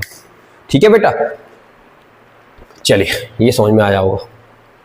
अब अगर हम एक और चीज की बात करें, हमें पता था कि इलेक्ट्रिक डाइपोल की, एक इलेक्ट्रिक डाइपोल जैसे कि -q प्लस q, इसको जब आप इलेक्ट्रिक फील्ड में रखते हैं तो इसकी जो पोटेंशियल एनर्जी होती है वो कितनी होती है, u बराबर माइनस पी कॉस थीटा होती है। सेम थिंग यहाँ पर भी है कि यहाँ पर एक बार मैग्नेट है, उसको आपने मैग्नेटिक फील्ड में रखा है, तो उसके पास पोटेंशियल एनर्जी कितनी होगी, माइनस mb कॉस थीटा। तो ये पोटेंशियल एनर्जी कितनी किसकी है, bar magnet. Potential energy of bar magnet in uniform magnetic field. तो यूनिफॉर्म मैग्नेटिक फील्ड में बार मैग्नेट पर इतनी पोटेंशियल एनर्जी होती है। ये हमने किससे कंपेयर करके निकाला, इलेक्ट्रिक फील्ड की पोटेंशियल एनर्जी से कंपेयर कराया कि डाइपोल को जब आप इलेक्ट्रिक फील्ड में रखते हैं तो उसके बाद इतनी होती है, उसी से। ठीक है, चलो अब आइए एक डेरिवेशन की बात करते हैं। काफी अच्छा डेरिवेशन है पेपर के लिए। डेरिवेशन ये है कि ऑसिलेशन ऑफ मैग्नेटिक डाइपोल या फिर bar magnet in uniform magnetic field. जब एक बार मैग्नेट को लटकाकर यूनिफॉर्म मैग्नेटिक फील्ड में लटकाकर आप उसको छोड़ देते हैं तो वो ऐसे ऐसे ऑसिलेट होता है। क्या होता है, ऑसिलेट। तो उसका टाइम पीरियड निकालो और उसकी फ्रीक्वेंसी निकालो। तो कैसे निकालेंगे, तो देखिए उसके लिए सबसे पहले हमने क्या किया, क्लास 11th में गए। क्लास 11th में हमको एक चीज पता था कि मूवमेंट ऑफ इनर्शिया, जब भी किसी चीज को हम घुमाते हैं तो घुमाने में जो एक इनर्शिया होता है उसको मूवमेंट ऑफ इनर्शिया कहते हैं। उसको तो लिखते हैं हम आई से। अब मूवमेंट ऑफ इनर्शिया का काम ये होता है कि अगर एक कोई चीज को एक बार चला दिया तो वो चलते रहना चाहती है। ठीक है, रुकी है तो रुके रहना चाहती है, दिस इज इनर्शिया। ठीक है, इनहेरेंट प्रॉपर्टी होती है। और दूसरी चीज होती है रिस्टोरिंग टॉर्क। रिस्टोरिंग का मतलब क्या होता है, कोई चीज यहां पर गई है तो वापस लाना। तो हमने जब किसी चीज को लटकाकर उसको ऐसे छोड़ा तो ये चला, लेकिन चल पड़ा तो चलते रहेगा मूवमेंट ऑफ इनर्शिया के कारण, तो ऐसे चला जाएगा। रीस्टोरिंग फोर्स क्या करेगा, इसको जाने से रोकेगा तो वापस लाएगा। तो ये इस तरह से ऑसिलेट करने लगती है कोई चीज, वही चीज यहां पर हो रही है। तो क्लास 11 में एक फॉर्मूला हमने पढ़ा है मूवमेंट ऑफ इनर्शिया और टॉर्क का रिलेशन क्या होता है, टाउ बराबर आई अल्फा। अल्फा क्या होता है, एंगुलर एक्सेलरेशन, आई क्या होता है, मूवमेंट ऑफ इनर्शिया, और टाउ क्या होता है, टॉर्क। ठीक है, ये फॉर्मूला हमने पढ़ा हुआ है। अब यहां पर हमने क्या किया, देखिए हमने ये किया, यहां पर आपके पास मैग्नेटिक फील्ड में एक टॉर्क पहले से ही होता है, कितना, टाउ बराबर M B sine theta. Tau बराबर क्या होता है, एम बी साइन थीटा। हमने इस डाइपोल को थोड़ा सा डिस्टर्ब किया है, थोड़ा सा मतलब डी थीटा घुमाया या बहुत कम घुमाया, तो उस केस में जो आपका साइन थीटा होता है, वेरी स्मॉल एंगल के लिए मैथमेटिक्स में साइन थीटा की वैल्यू एंगल के बराबर होती है, हम थीटा मान सकते हैं। तो इस साइन थीटा को तो मैंने लिख दिया थीटा, क्या लिख दिया बेटा, साइन थीटा को लिख दिया मैंने, वेरी स्मॉल है थीटा। तो आपके पास फॉर्मूला था टाउ बराबर एम बी साइन थीटा, और थीटा की जगह हो गया, साइन थीटा की जगह हो गया थीटा, तो टाउ बराबर क्या आ गया, एम बी थीटा आ गया। और ये टाउ और एक ये वाला टाउ, इन दोनों को आपस में कंपेयर कर लोगे तो ये इक्वेशन बन जाएगी आई अल्फा बराबर एम बी थीटा, ये आ जाएगा। अब यहां से अपन ने क्या किया भैया, अल्फा का वैल्यू निकाला, तो अल्फा का वैल्यू निकाला तो कितना आ जा, एम बी बटा आई थीटा। थीटा क्या है, एंगुलर डिस्प्लेसमेंट है। अगर इस सब को कांस्टेंट मान देंगे तो अल्फा प्रोपोर्शनल हो जाएगा थीटा के। तो जब एक्सेलरेशन डिस्प्लेसमेंट या एंगुलर डिस्प्लेसमेंट के प्रोपोर्शनल होता है तो इसको बोलते हैं सिंपल हार्मोनिक मोशन। तो जब आपने एक मैग्नेट को uniform electric field magnetic field में हैंग कराया और उसको आपने थोड़ा सा छोड़ दिया है ऑसिलेट कराकर, तो उसका जो मोशन होता है वो बेसिकली सिंपल हार्मोनिक मोशन होता है, ये उस बात को बता रहा है। और यहां पर इस कांस्टेंट को हमने नाम दे दिया म्यू, क्या नाम दे दिया, म्यू। ठीक है, ओके, बात समझ में आ गई। ये वही चीज लिखी, अल्फा प्रोपोर्शनेट है थीटा के, ताकि ये प्रूफ हो जाए कि ये इसका मोशन कैसा मोशन है, सिंपल हार्मोनिक मोशन है। अब हम आगे बात करते हैं। अब हमें सिंपल हार्मोनिक मोशन का एक फॉर्मूला याद है क्लास 11 का, कि एक्सेलरेशन जो होता है ओमेगा स्क्वायर बाय के बराबर हुआ करता था। ये यहां पर बाय का काम कौन कर रहा है, थीटा कर रहा है, तो ये आ जाएगा बेटा, क्या आ जाएगा, ये आ जाएगा। अब इसके बाद हमने क्या किया, यहां से हम लोगों ने इक्वेशन थर्ड और फोर्थ का काम किया। थर्ड कहां है भैया, थर्ड ये है, तो यहां पर अल्फा है, तो ये अल्फा और ये अल्फा को आपस में कंपेयर कर लिया, तो कंपेयर कर लेंगे तो हमको मिल जाएगा ओमेगा स्क्वायर थीटा बराबर, ये मिल जाएगा एम बी, देखो ओमेगा स्क्वायर थीटा बराबर मिल जाएगा एम बी बटा आई थीटा, और थीटा से थीटा मर जाएगा तो आपका ये आ जाएगा, ये वाली क्वांटिटी आएगी। यहां से स्क्वायर हटेगा तो ये वाली क्वांटिटी आ जाएगी, दिस, ऐसे लिख दिया। तो ये आ गई आपकी एंगुलर फ्रीक्वेंसी। तो एंगुलर फ्रीक्वेंसी का फॉर्मूला क्या आ गया, अंडर में एम बी बटा आई। एम क्या है, मैग्नेटिक मूवमेंट, बी क्या है, मैग्नेटिक फील्ड, आई क्या है, मूवमेंट ऑफ इनर्शिया। अब इस ओमेगा का एक और फॉर्मूला होता है 2 पाई बटा टी। क्या होता है बेटा, 2 पाई बटा टी। तो यहां से टी की वैल्यू निकालोगे तो ये आ जाएगी 2 पाई ब्रैकेट में, सॉरी अंडर में आई बटा एम बी। तो अगर आपको ये जो मैग्नेट है ऑसिलेट कर रहा है उसका टाइम पीरियड निकालना, तो ये टाइम पीरियड का फॉर्मूला आ गया, ये उसकी एंगुलर फ्रीक्वेंसी का फॉर्मूला आ गया, ये वाला। और अगर फ्रीक्वेंसी निकालने का, फ्रीक्वेंसी का फॉर्मूला क्या होता है, फ्रीक्वेंसी का फॉर्मूला ये होता है। ये कैसे आया, टी बराबर होता है 1/न्यू। तो टी की वैल्यू न्यू यहां पर कर देंगे, टी की वैल्यू रख दोगे तो ये आ जाएगा, दैट्स ऑल। तो ये एक इंपॉर्टेंट है, आप चाहे तो इसका डेरिवेशन पेपर में 1-2 बार पूछा गया है, बट आप चाहे तो इसके फॉर्मूले याद कर लीजिए, क्योंकि फॉर्मूले पर सवाल आते हैं, ये आपको पता होना चाहिए। एंगुलर फ्रीक्वेंसी निकालने का ये फॉर्मूला होता है, टाइम पीरियड निकालने का ये फॉर्मूला होता है, और फ्रीक्वेंसी निकालने का ये फॉर्मूला होता है, दैट्स ऑल। ठीक है बेटा, समझ में आई बात। चले अब आगे बढ़ते हैं। अब इसमें 2 मार्क्स में कई बार ये पूछा गया है, Gauss law for magnetism. Gauss law for magnetism. अब गॉस लॉ फॉर मैग्नेटिज्म का मतलब क्या है, देखिए जरा। गॉस लॉ आप पहले भी पढ़ चुके हैं इलेक्ट्रिक चार्ज के लिए। फाई बराबर क्या होता था, Q अपॉन एप्सिलॉन नॉट, और फाई को बोलते थे close integration E ds cos theta बराबर दिस नंबर, सही है। अब वैसा ही कुछ यहां पर है। इनका ये कहना है कि according to this law the magnetic flux through any close surface is always zero. इनका ये कहना है कि किसी भी क्लोज सरफेस हो, वहां से गुजरने वाला जो मैग्नेटिक फ्लक्स होता है वो हमेशा कितना होता है, जीरो होता है। क्या मतलब है इसका, बताते हैं। मतलब ये है, देख इधर, ये मैग्नेट है, ये साउथ पोल है, ये नॉर्थ पोल है। नॉर्थ पोल से मैग्नेटिक फील्ड लाइन आ रही है इस तरह से। अब मैं यहाँ पर ऐसे मैग्नेटिक फील्ड लाइन जा रही है, ठीक है। यहाँ पर मैं एक लूप बनाता हूँ। क्या बनाता हूँ? लूप। तो इस लूप में जितनी फील्ड लाइन इंटर कर रही है उतनी ही बाहर निकल रही है, जितनी फील्ड इंटर कर रही है उतनी ही बाहर निकल रही है, रुक नहीं रही है, निकल रही है इसमें से। तो इस फ्लक्स, इस लूप से linked flux, total flux E D S, sorry magnetic flux की बात करेंगे तो बी डी एस कितना होगा अकॉर्डिंग टू गॉस लॉ? 0। कैसे हो गया बताते हैं। इसका अगर मैं सिंपल फॉर्मेट लिखूं तो बी एस कॉस थीटा ऐसे लिख सकता हूं। ये इसका मैग्नीट्यूड होता है फ्लक्स का, ये इसका मैग्नीट्यूड होता है। तो अगर मैं यहां पर एक सरफेस मानता हूं, ये मैग्नेटिक फील्ड लाइन है, मान लीजिए ऐसे इंटर कर रही है मैग्नेटिक फील्ड लाइन दिस, और इसका जो एरिया वेक्टर होगा उसकी डायरेक्शन हमेशा परपेंडिकुलर होती है। तो इधर की तरफ एरिया वेक्टर की डायरेक्शन इधर होगी, इधर की तरफ एरिया वेक्टर की डायरेक्शन इधर की तरफ होगी। तो जब मैग्नेटिक फील्ड लाइन इधर से एंटर करेंगे उस समय एरिया वेक्टर अपोजिट है, जहां से बाहर निकल रहे हैं उस समय एरिया वेक्टर कैसा है? पैरेलल टू मैग्नेटिक फील्ड है। तो यहाँ पर एंगल मिल जाएगा 180 डिग्री और यहाँ पर एंगल मिल जाएगा 0 डिग्री। तो जब जहां पर तू फ्लक्स की कैलकुलेशन करने जाएगा फाई बराबर इस साइड से, यहाँ से मैग्नेटिक फील्ड इंटर कर रही है, तो फ्लक्स आएगा cos 180 की वैल्यू नेगेटिव होती है तो नेगेटिव फ्लक्स आ जाएगा। और यहाँ पर कैलकुलेट करने जाएगा तो फ्लक्स कैसा आ जाएगा? पॉजिटिव आ जाएगा, क्योंकि cos 0 वैल्यू 1 होती है।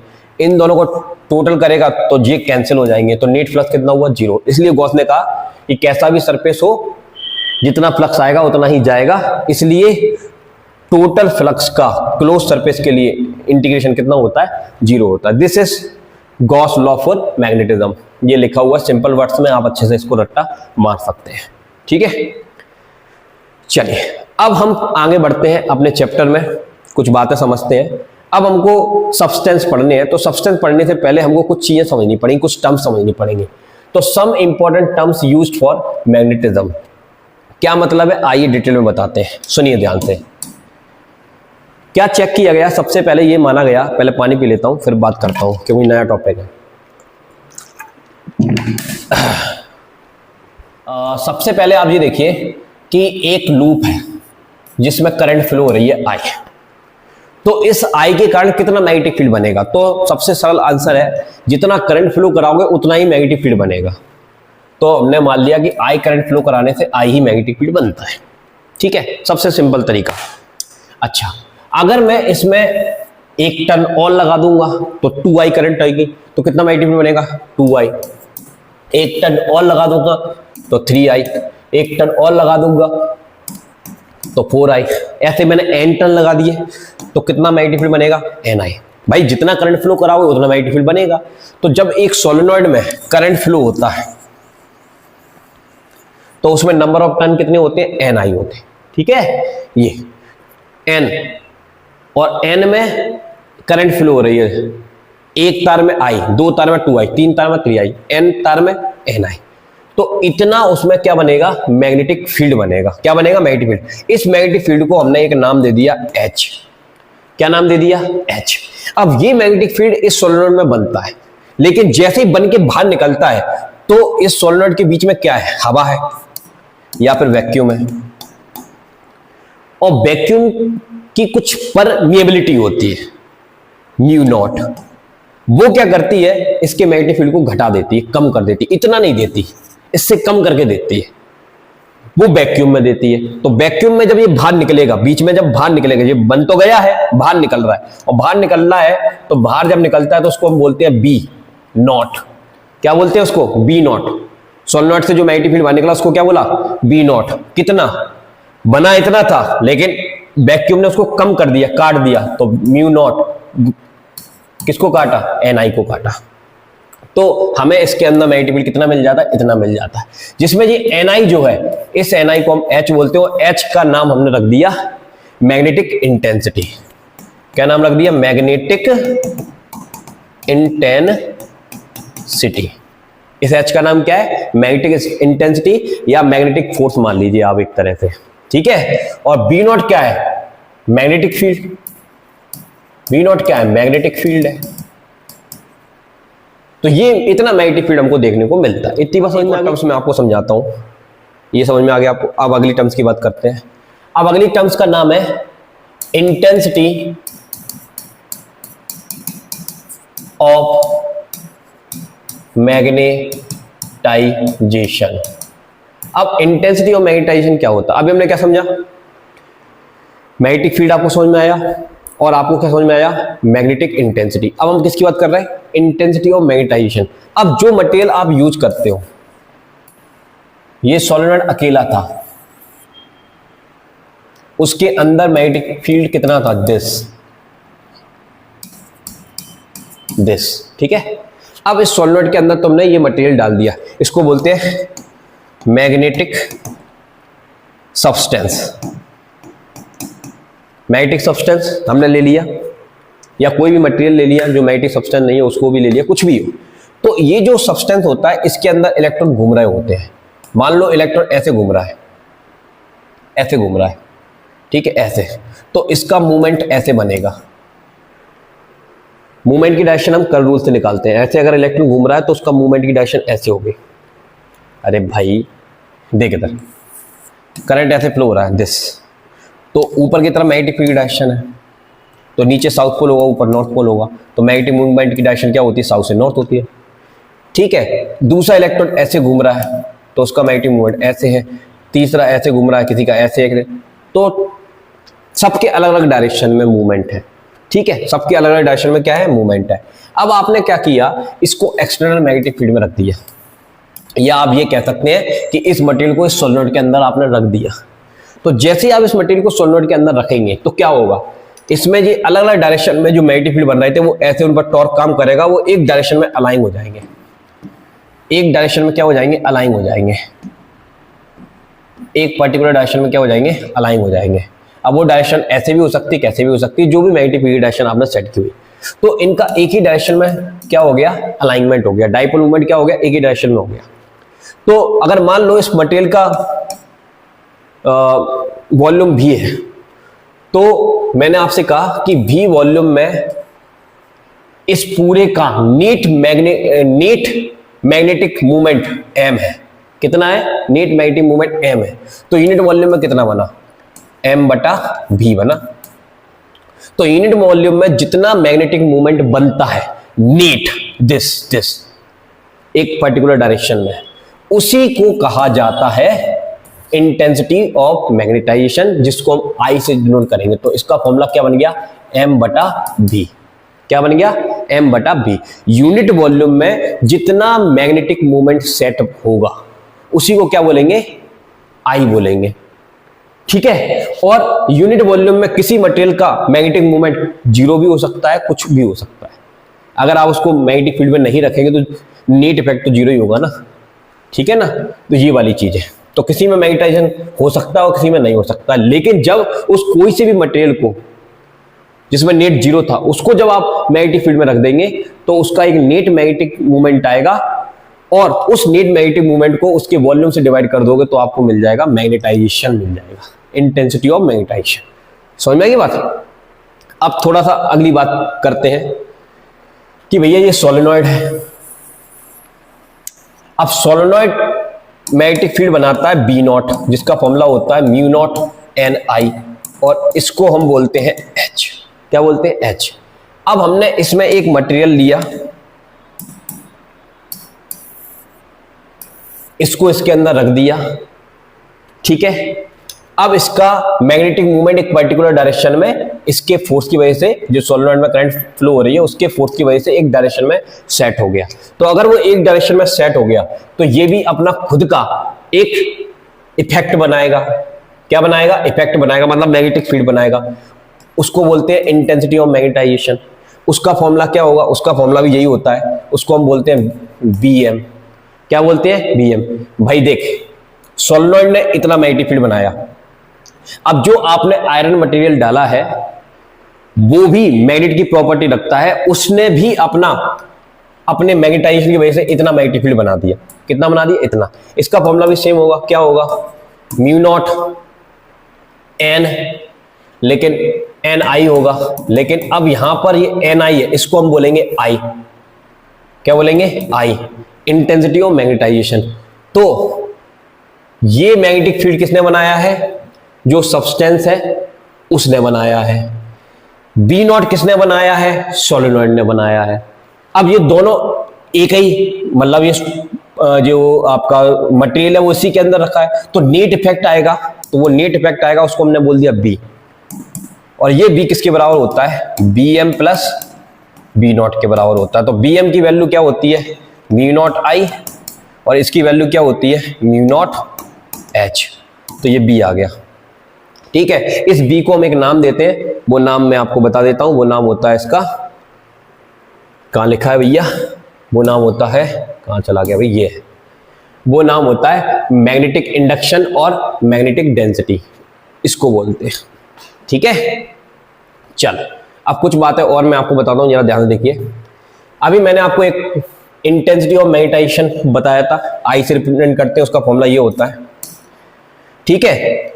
इसका यूनिट की बात करेंगे तो यूनिट याद रख लेना, एम्पियर पर मीटर होता है। क्या होता है बेटा, एम्पियर पर मीटर। कैसे आया आप देख सकते हैं यहां से, इस तरह से, कहां गया ये फॉर्मूला, ये मैग्नेटिक मूवमेंट का क्या होता है, एम्पियर इंटू मीटर स्क्वायर, और वॉल्यूम का क्या होता है, मीटर क्यूब, तो मीटर से यदि कट जाएगा दिया जाएगा, ठीक है बेटा। चलो, तो आपको तीन चीजें समझ में आ गई, थोड़ा सा डिफिकल्ट है, थोड़ा समझने का प्रयास करना। अच्छा, ये क्या चीज है, आइए इधर फिर से बात करते हैं। ये मैं वही बता रहा था आपको, यस, आ जाइए। मैग्नेटिक फील्ड ऑफ सोलेनॉइड इतना होता है, और एन आई को हमने एच नाम दिया था, ठीक है। अगर हम वैक्यूम की बात करेंगे तो वैक्यूम में म्यू नॉट के स्थान पर, मतलब म्यू के स्थान पर म्यू नॉट आ जाता है, क्या आ जाता है, म्यू नॉट आ जाता है, ठीक है। तो अगर वैक्यूम नहीं है तब तो ये फॉर्मूला है आपका सोलेनॉइड की मैग्नेटिक फील्ड का, वो वैक्यूम है तो फॉर्मूला है बी नॉट बराबर म्यू नॉट एन आई, या फिर बी नॉट बराबर म्यू नॉट एच, ये फॉर्मूला, ठीक, कोई दिक्कत वाली बात नहीं है।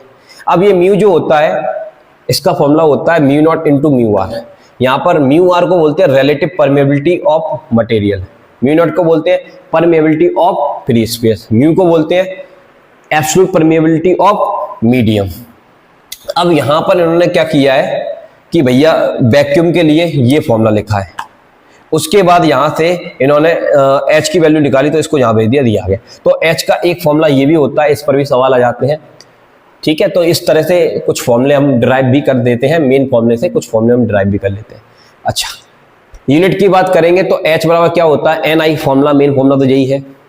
अब आई का यूनिट क्या होता है, एम्पियर, एन क्या है, number density per unit length, तो उसका यूनिट होता है पर मीटर, तो बटे में एम है, तो यूनिट आ गया एम्पियर पर मीटर। तो एच का यूनिट क्या होता है, एम्पियर पर मीटर। शायद मैंने कहीं और भी लिखा हुआ है, ये कहाँ लिखा हुआ है,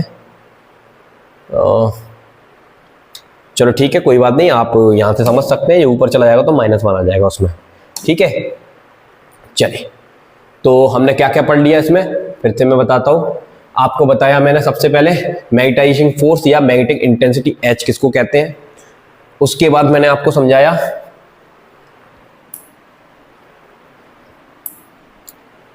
अरे यार कितना लंबा है, इंटेंसिटी ऑफ मैग्नेटाइजेशन आई को कहते हैं। उसके बाद मैंने आपको समझाया मैग्नेटिक इंडक्शन और मैग्नेटिक डेंसिटी, जो सोलेनॉइड के मैग्नेटिक फील्ड और उसके अंदर जो मटेरियल डाला है उसके मैग्नेटिक फील्ड, दोनों के सम को बी बोलते हैं। उसको सॉल्व कर लेंगे तो ये फॉर्मूला आया था, ठीक है। अब एक चीज और हमको पढ़नी होती है, उसका नाम है मैग्नेटिक ससेप्टिबिलिटी। अब मैग्नेटिक ससेप्टिबिलिटी क्या होती है उसको जरा समझिए। मैग्नेटिक ससेप्टिबिलिटी ये होती है कि हमने कोई मटेरियल दिया,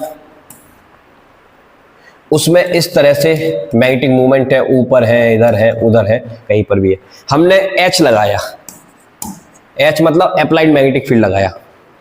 अब जैसे ही एच लगाया तो ये सब उसकी डायरेक्शन में अलाइन हो गए, तुरंत अलाइन हो गए, तो हम कहेंगे कि ये वाला मटेरियल ज्यादा ससेबल है, क्योंकि इसके डाइपोल मूवमेंट तुरंत ही मैग्नेटिक फील्ड डायरेक्शन में सेटल हो जाते हैं। अब एक हमने दूसरा मैग्नेटिक मटेरियल लिया, इसकी डाइपोल मूवमेंट इधर है, किसी का इधर है, किसी का उधर है। अब मैग्नेटिक फील्ड हमने लगाया H, magnetic intensity the H, applied force लगा दिया। तो अप्लाइड फोर्स लगाने से हमने देखा कि एक दो ही हुए, बहुत सारे डाइपोल मूवमेंट में से 2-4 ही अलाइन होते हैं, बाकी सब नहीं होते हैं, तो हम कहते हैं कि इसकी ससेप्टिबिलिटी कैसी है, कम है। तो आप यहां पर देख पा रहे हैं उसका फॉर्मूला हमने क्या बनाया, आई क्या है भैया, इनका घूमकर एक पर्टिकुलर डायरेक्शन में आ जाना, नेट मैग्नेटिक मूवमेंट बनाना। आई क्या है, यूनिट वॉल्यूम में जितना मैग्नेटिक मूवमेंट बनता है उसको आई बोलते हैं, और वो आई तब बनता है जब हम एच लगाते हैं। तो एच लगाने से नेट मूवमेंट आया, तो यूनिट वॉल्यूम में एच लगाने से नेट मूवमेंट आता है, उसको हम क्या बोलते हैं, आई बोलते हैं। ठीक है, तो आई बटा एच के रेशियो को क्या बोलते हैं, ससेप्टिबिलिटी बोलते हैं। जब हम एच अप्लाई करते हैं तो हमको आई मिलता है, सही बात है कि नहीं, एच अप्लाई करते तो आई मिलता है। तो अगर आपका एच बहुत कम है तो ससेप्टिबिलिटी बहुत ज्यादा है, इसका मतलब यह है कि थोड़ा सा फोर्स लगाया तुरंत आई बन गया।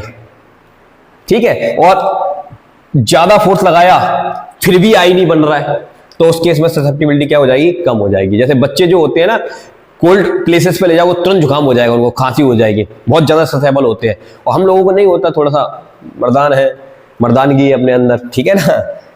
ऐसा कई लोगों को नहीं होता, कई लोगों को हो भी जाता है। एनीवे, ससेबल का मतलब होता है सेंसिटिव होना, इफेक्ट आ जाना। हमने एच लगाया तो उसमें उस चीज का इफेक्ट आ गया, कहने का मतलब ये। ठीक है बेटा, समझ पाए होंगे। अच्छा, अब आगे बात करते हैं, ये समझ में आ गया। अब ये ससेप्टिबिलिटी के बेसिस पर, अब इस ससेप्टिबिलिटी के बेसिस पर हम कुछ मटेरियल स्टडी करेंगे। उससे पहले मैं आपको एक प्रॉपर्टी और बताता हूं, इसका नाम है मैग्नेटिक परमेबिलिटी। अब मैग्नेटिक परमेबिलिटी का फॉर्मूला क्या होता है बेटा, मैग्नेटिक इंडक्शन मैंने बताया था, बी को बोलते हैं, और बी क्या था आपका, B naught plus B M था।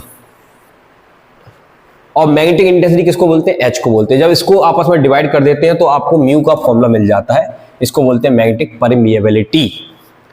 इसका यूनिट होता है टेस्ला पर एम्पियर इंटू पर मीटर, टेस्ला पर एम्पियर पर मीटर, या फिर हम इसको ऐसे लिख सकते हैं, टेस्ला मीटर पर एम्पियर। और एक फॉर्मूला होता है म्यू आर का, म्यू बटा म्यू नॉट। तो यहां से म्यू नॉट की वैल्यू निकालोगे तो क्या आएगी, म्यू नॉट की वैल्यू नहीं, म्यू नॉट की वैल्यू होती है 4 पाई × 10⁻⁷। यूनिट होता है वेबर पर एम्पियर इंटू मीटर, ये यूनिट भी होता है। ठीक है, चलिए अब हम एक डेरिवेशन करते हैं जो काफी इंपॉर्टेंट है एग्जाम के पॉइंट ऑफ व्यू से। रिलेशन है कि ये हमने निकाला डेंसिटी या इंडक्शन, मैग्नेटिक इंडक्शन किसके बराबर होता है, B naught plus B M के बराबर होता है। ये मैंने अभी आपको समझाया था।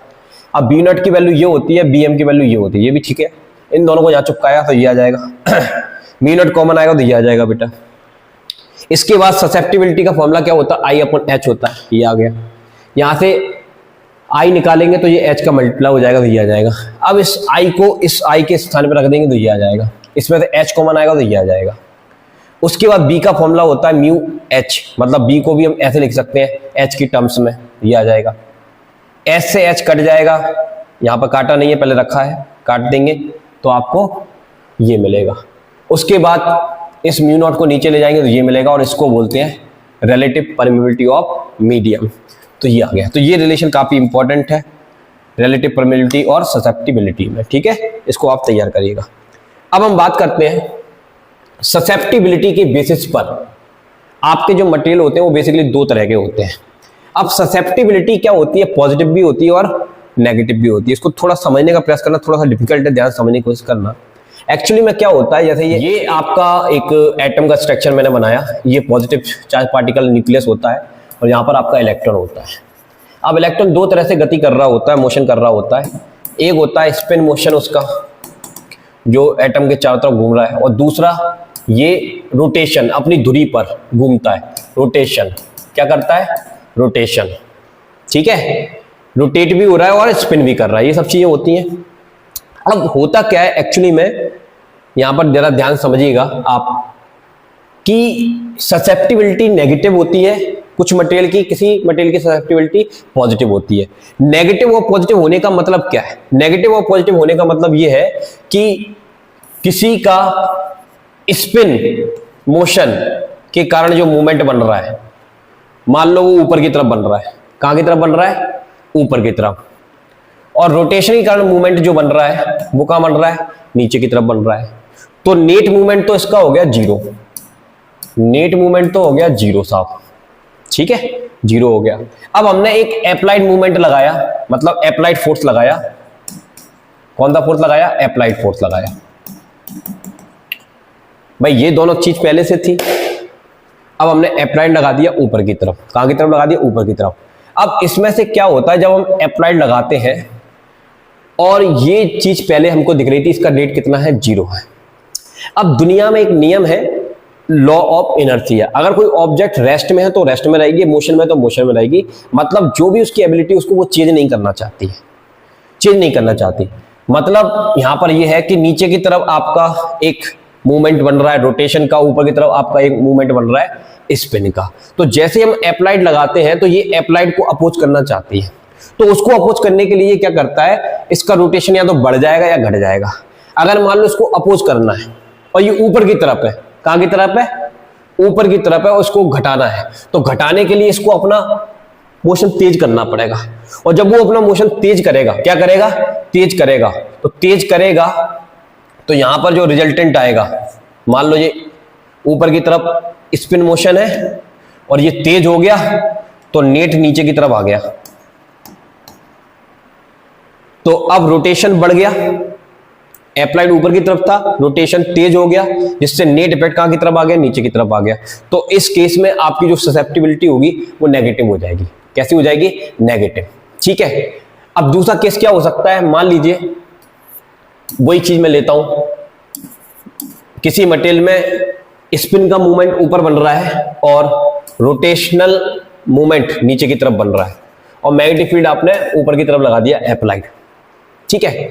अब ये रोटेशन मान लो इसको सपोर्ट करना चाहता है, तो सपोर्ट तब करेगा, अब ये अपने आप को स्लो कर लेगा, स्लो कर लेगा इनर्शिया के कारण, क्योंकि ये अपने आप को चेंज नहीं करना चाहता इनर्शिया के कारण, लेकिन ये उसको सपोर्ट भी कर सकता है उसी डायरेक्शन में, तो ये अपने आप को स्लो कर लेगा। तो स्लो कर लेगा तो क्या होगा भैया, ये छोटा हो जाएगा, छोटा हो जाएगा तो नेट इफेक्ट ऊपर की तरफ आ जाएगा। तो इस केस में जो ससेप्टिबिलिटी होगी वो पॉजिटिव हो जाएगी।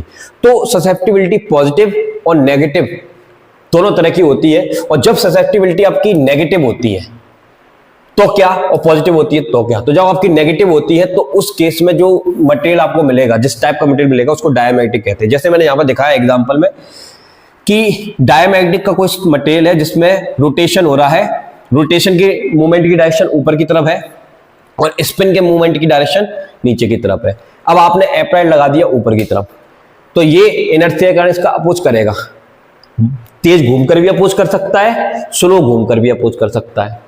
क्योंकि ये डायमैग्नेटिक सब्सटेंस है तो इसमें क्या करेगा, ये स्लो हो जाएगा। ठीक है, स्लो हो जाएगा, और स्लो हो जाएगा तो इसकी वैल्यू छोटी हो जाएगी, कम हो जाएगी। तो नेट स्पिन मोशन नीचे की तरफ है तो नेट इफेक्ट कहां आएगा, नीचे की तरफ ही आएगा, नीचे की तरफ आएगा। इसका मतलब इसकी ससेप्टिबिलिटी कैसी है, नेगेटिव है। कैसी है बेटा, नेगेटिव। नेगेटिव होने का मतलब आप ये समझिए, मैंने अभी आपको फॉर्मूला बताया था, क्या फॉर्मूला था, x बराबर I अपॉन एच। अब I अपॉन एच का मतलब ये, हमने H अप्लाई किया तो I मिलता है। अब I, H की डायरेक्शन ये है, लेकिन I आपको उल्टा मिला, पीछे की तरफ उल्टी डायरेक्शन में मिला। कौन सी डायरेक्शन में मिला, उल्टी डायरेक्शन में। वही तो बता रहा हूं भाई, वही तो बता रहा हूं कि भाई इसका रोटेशन पहले ऊपर की तरफ था, ये अपने आप को कम कर लिया, तो नेट स्पिन मोशन कहां है, नीचे की तरफ है, तो नेट इफेक्ट कहां आएगा, इसके अपोजिट आ जाएगा। भाई मैग्नेटिक फील्ड तुमने ऐसे लगाया, लेकिन ये जानबूझ के उल्टा हो गया, उल्टी डायरेक्शन में आ गया। ठीक है, मतलब ससेबल तो है, मैग्नेटिक फील्ड अपने अंदर लाना चाहता है, लेकिन उल्टी डायरेक्शन में ले आया। तो जब कोई उल्टी डायरेक्शन में अपने अंदर मैग्नेटिक फील्ड ले आता है तो ऐसे सब्सटेंस को डायमैग्नेटिक कहते हैं, और इसकी ससेप्टिबिलिटी नेगेटिव होती है। अब कुछ मटेरियल ऐसे भी होते हैं कि हमने H लगाया ऐसे, तो उनका नेट मूवमेंट पहले था या नहीं था, वो H लगाते ही उसी डायरेक्शन में सेट हो जाते हैं, उसी डायरेक्शन में सेट हो गए, मतलब जिस डायरेक्शन में मैग्नेटिक फील्ड लगाया उसी डायरेक्शन में सेट हो गए, तो वो क्या हो जाएगा, पैरामैग्नेटिक हो जाएगा। उसकी ससेप्टिबिलिटी कैसे हो जाती है, पॉजिटिव। पॉजिटिव होने का मतलब क्या, देखिए रोटेशन नीचे की तरफ है और मान लीजिए स्पिन ऊपर की तरफ है, तो उस केस में, और हमने अप्लाइड ऊपर की तरफ लगाया है। अब ये अप्लाइड का सपोर्ट करना चाहता है, तो सपोर्ट करना चाहेगा तो ये अपने आप को छोटा कर लेगा, छोटा कर लेगा तो नेट इफेक्ट ऊपर की तरफ आएगा, ऊपर की तरफ आएगा तो इसका मतलब इसकी ससेप्टिबिलिटी कैसी है, पॉजिटिव है। सिंपल सी बात आप ये समझ लीजिए, ज्यादा डिफिकल्ट जाने की जरूरत नहीं है। आप ये मान के चलिए, अगर किसी का डाइपोल मूवमेंट इधर की तरफ था और हमने मैग्नेटिक फील्ड इधर की तरफ लगाया, तो वो उसी डायरेक्शन में हो गया, तो उसकी ससेप्टिबिलिटी पॉजिटिव आ गई। ठीक है। अब किसी का इधर था और हमने मैग्नेटिक फील्ड इधर लगाया, या ऐसे था और हमने मैग्नेटिक फील्ड इधर लगाया, तो वो उल्टा हो गया, उल्टी डायरेक्शन में चला गया, तो उसकी ससेप्टिबिलिटी नेगेटिव है। तो जिनकी ससेप्टिबिलिटी नेगेटिव होती है वो डायमैग्नेटिक सब्सटेंस होते हैं, जिनकी ससेप्टिबिलिटी पॉजिटिव होती है उसको बोलते हैं पैरामैग्नेटिक सब्सटेंस बोलते हैं। ठीक है, समझ पाए तो अच्छी बात है, नहीं तो बहुत कम लोग समझ पाते हैं इस चीज को, ठीक है। और डिटेल में अभी थोड़ा मैं ज़्यादा नहीं जा पाऊंगा, अगर इसी टॉपिक पर मुझे पढ़ाना होता, क्योंकि ये वन शॉट है तो सारी चीज़ों को कवर करना है, तो ज़्यादा अपन वहाँ पर नहीं जा पाएंगे। तो यहाँ पर आप डेफिनेशन की बात कर लेते हैं। ऐसे कौन कौन से मटेरियल है जो आपको याद रखना है? बिस्मथ हो गया, जिंक हो गया, कॉपर हो गया, सिल्वर हो गया, गोल्ड हो गया, सॉल्ट हो गया, वाटर हो गया, ये सब डायमैग्नेटिक सब्सटेंस है। इनकी खासियत क्या है कि इनको जब आप एक्सटर्नल मैग्नेटिक फील्ड में रखते हैं तो ये very low magnetism in the opposite direction, magnetic field की अपोजिट डायरेक्शन में थोड़ा सा मैग्नेटिज्म अपने अंदर ले आते हैं। These substance when brought near end of strong magnet, जब इनको स्ट्रॉन्ग मैग्नेट के पास लेकर जाते हैं तो ये क्या होते हैं? रिपेल होते हैं। तो ऐसे सब्सटेंस को क्या कहते हैं? Diamagnetic substance. और रिपल्सन की प्रॉपर्टी वो जनरेट कर रहे हैं, इस प्रॉपर्टी को क्या बोलते हैं? डायमैग्नेटिज्म बोलते हैं। अब इसकी कुछ प्रॉपर्टीज है। पहली प्रॉपर्टी तो मैं आपको बता चुका हूं, वही वाली रोटेशन वाली, जिसको आप समझ पाए हो तो अच्छी बात है।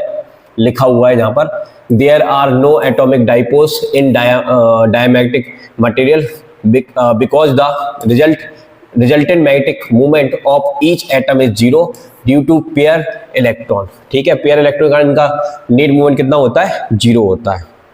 और बाकी तो मैंने आपको समझाया ही था, तो वो चीज आपने समझ पाई होगी। इधर अगली प्रॉपर्टी लिखी हुई है यहाँ पर, मैग्नेटिक मटेरियल्स आर रिपेल्ड। ठीक है, कोई दिक्कत नहीं है।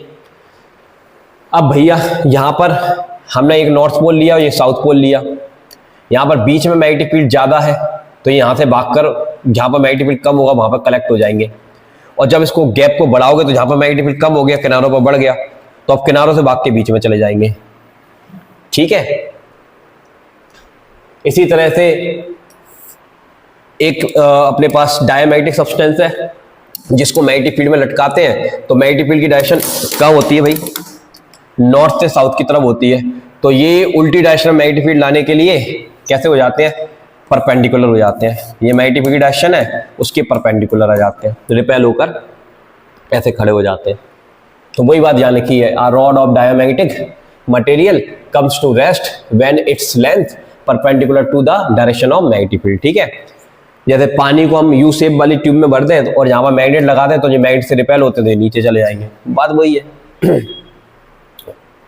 अगली प्रॉपर्टी ये है जो कि मैंने अभी आपको बताई थी कि भैया इसकी इंटेंसिटी मैग्नेटाइजेशन आई होता है, और जो कि वेरी स्मॉल नेगेटिव होता है प्रोपोर्शनल टू मैग्नेटाइजिंग फील्ड। तो जो आप मैग्नेटाइजिंग फील्ड लगा रहे हैं उसकी उल्टी दिशा में ये मैग्नेटाइजेशन अपने अंदर लेकर आता है, इसलिए इसकी ससेप्टिबिलिटी कैसी आती है?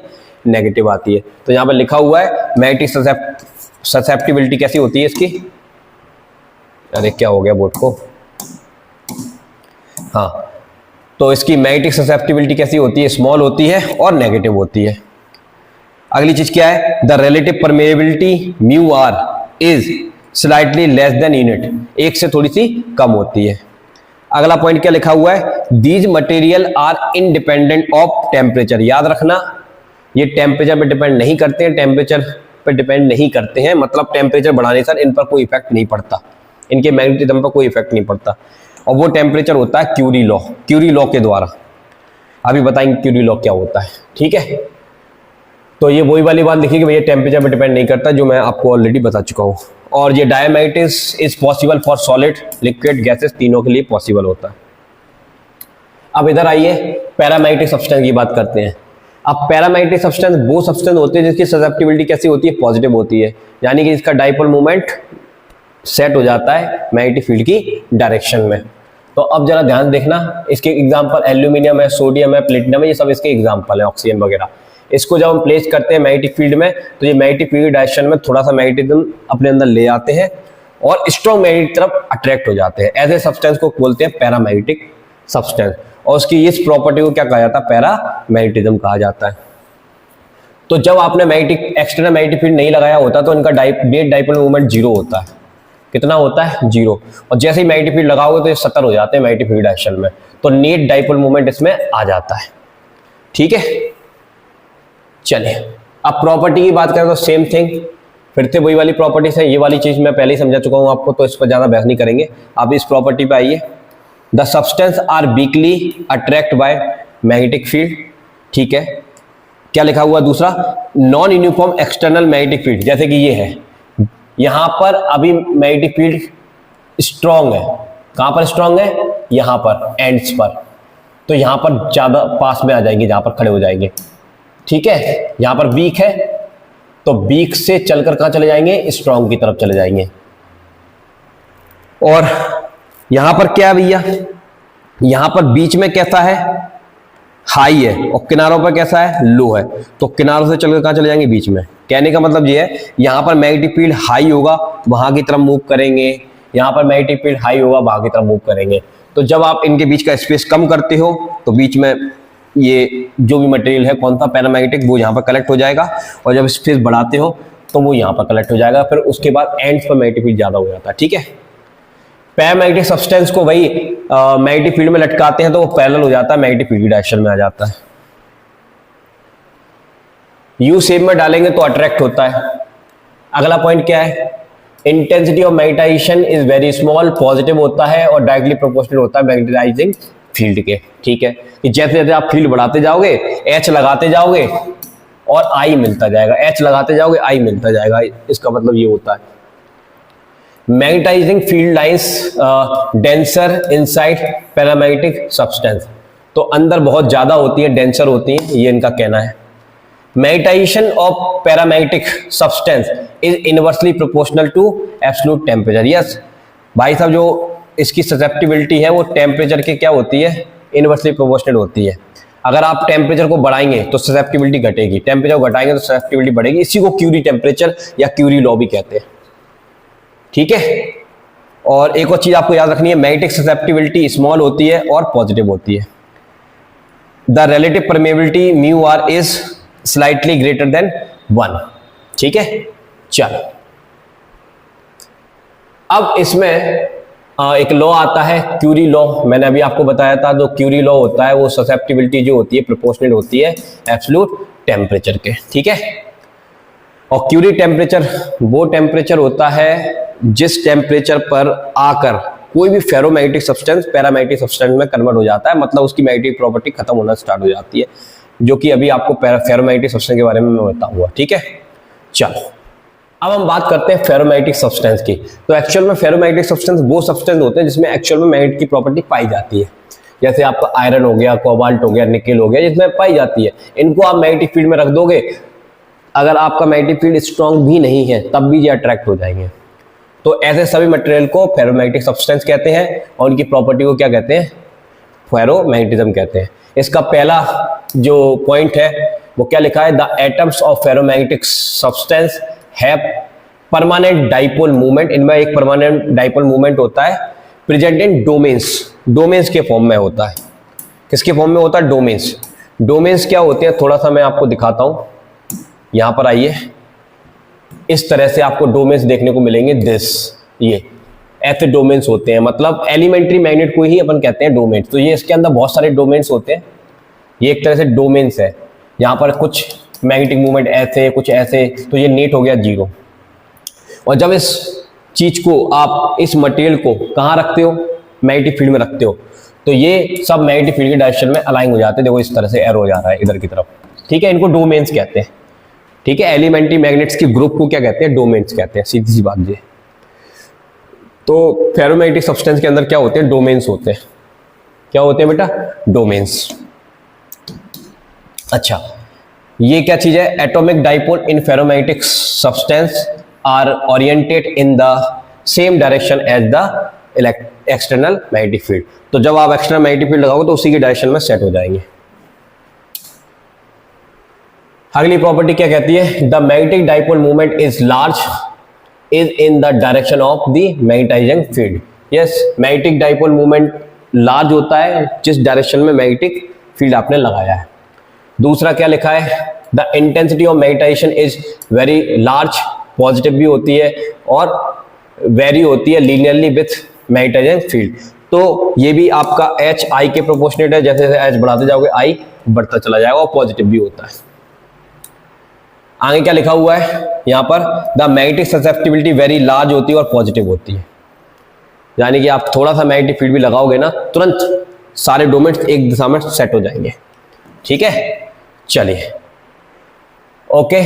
और एक और प्रॉपर्टी क्या लिखी है, the magnetic flux density of the material will be very large and positive. ये तो सब वही वाली बातें आ गई। ठीक है, एक पॉइंट यहाँ पर मैं पढ़ लेता हूँ, क्या लिखा है, the relative permittivity mu naught of this substance is very high, 10⁻², 10⁻3, उन सब की 1 या 1 के आसपास थी। इसकी जो मैग्नेटिक ससेप्टिव सॉरी क्या बोलते हैं परमेबिलिटी होती है वो हंड्रेड्स की टर्म्स में होती है, 1000 के टर्म्स में होती है, ठीक है, तो बहुत ज्यादा होती है। ठीक है बेटा, तो आज की इस क्लास में हमने मैग्नेटिज्म और मैटर का कंप्लीट पैकेज आपको दिया है, सारी चीजें जितनी भी इंपॉर्टेंट चीजें थी सारी मैंने आपको पढ़ा दी। अब नेक्स्ट क्लास जो मेरी आएगी जिसमें मैं आपको कराऊंगा इस चैप्टर के एनसीईआरटी एक्सआई और एनसीईआरटी के न्यूमेरिकल। तो चलिए मिलते हैं नेक्स्ट वीडियो के साथ, अभी के लिए जय हिंद जय भारत, और कमेंट करके जरूर बताइएगा लेक्चर कैसा लगा। Thank you.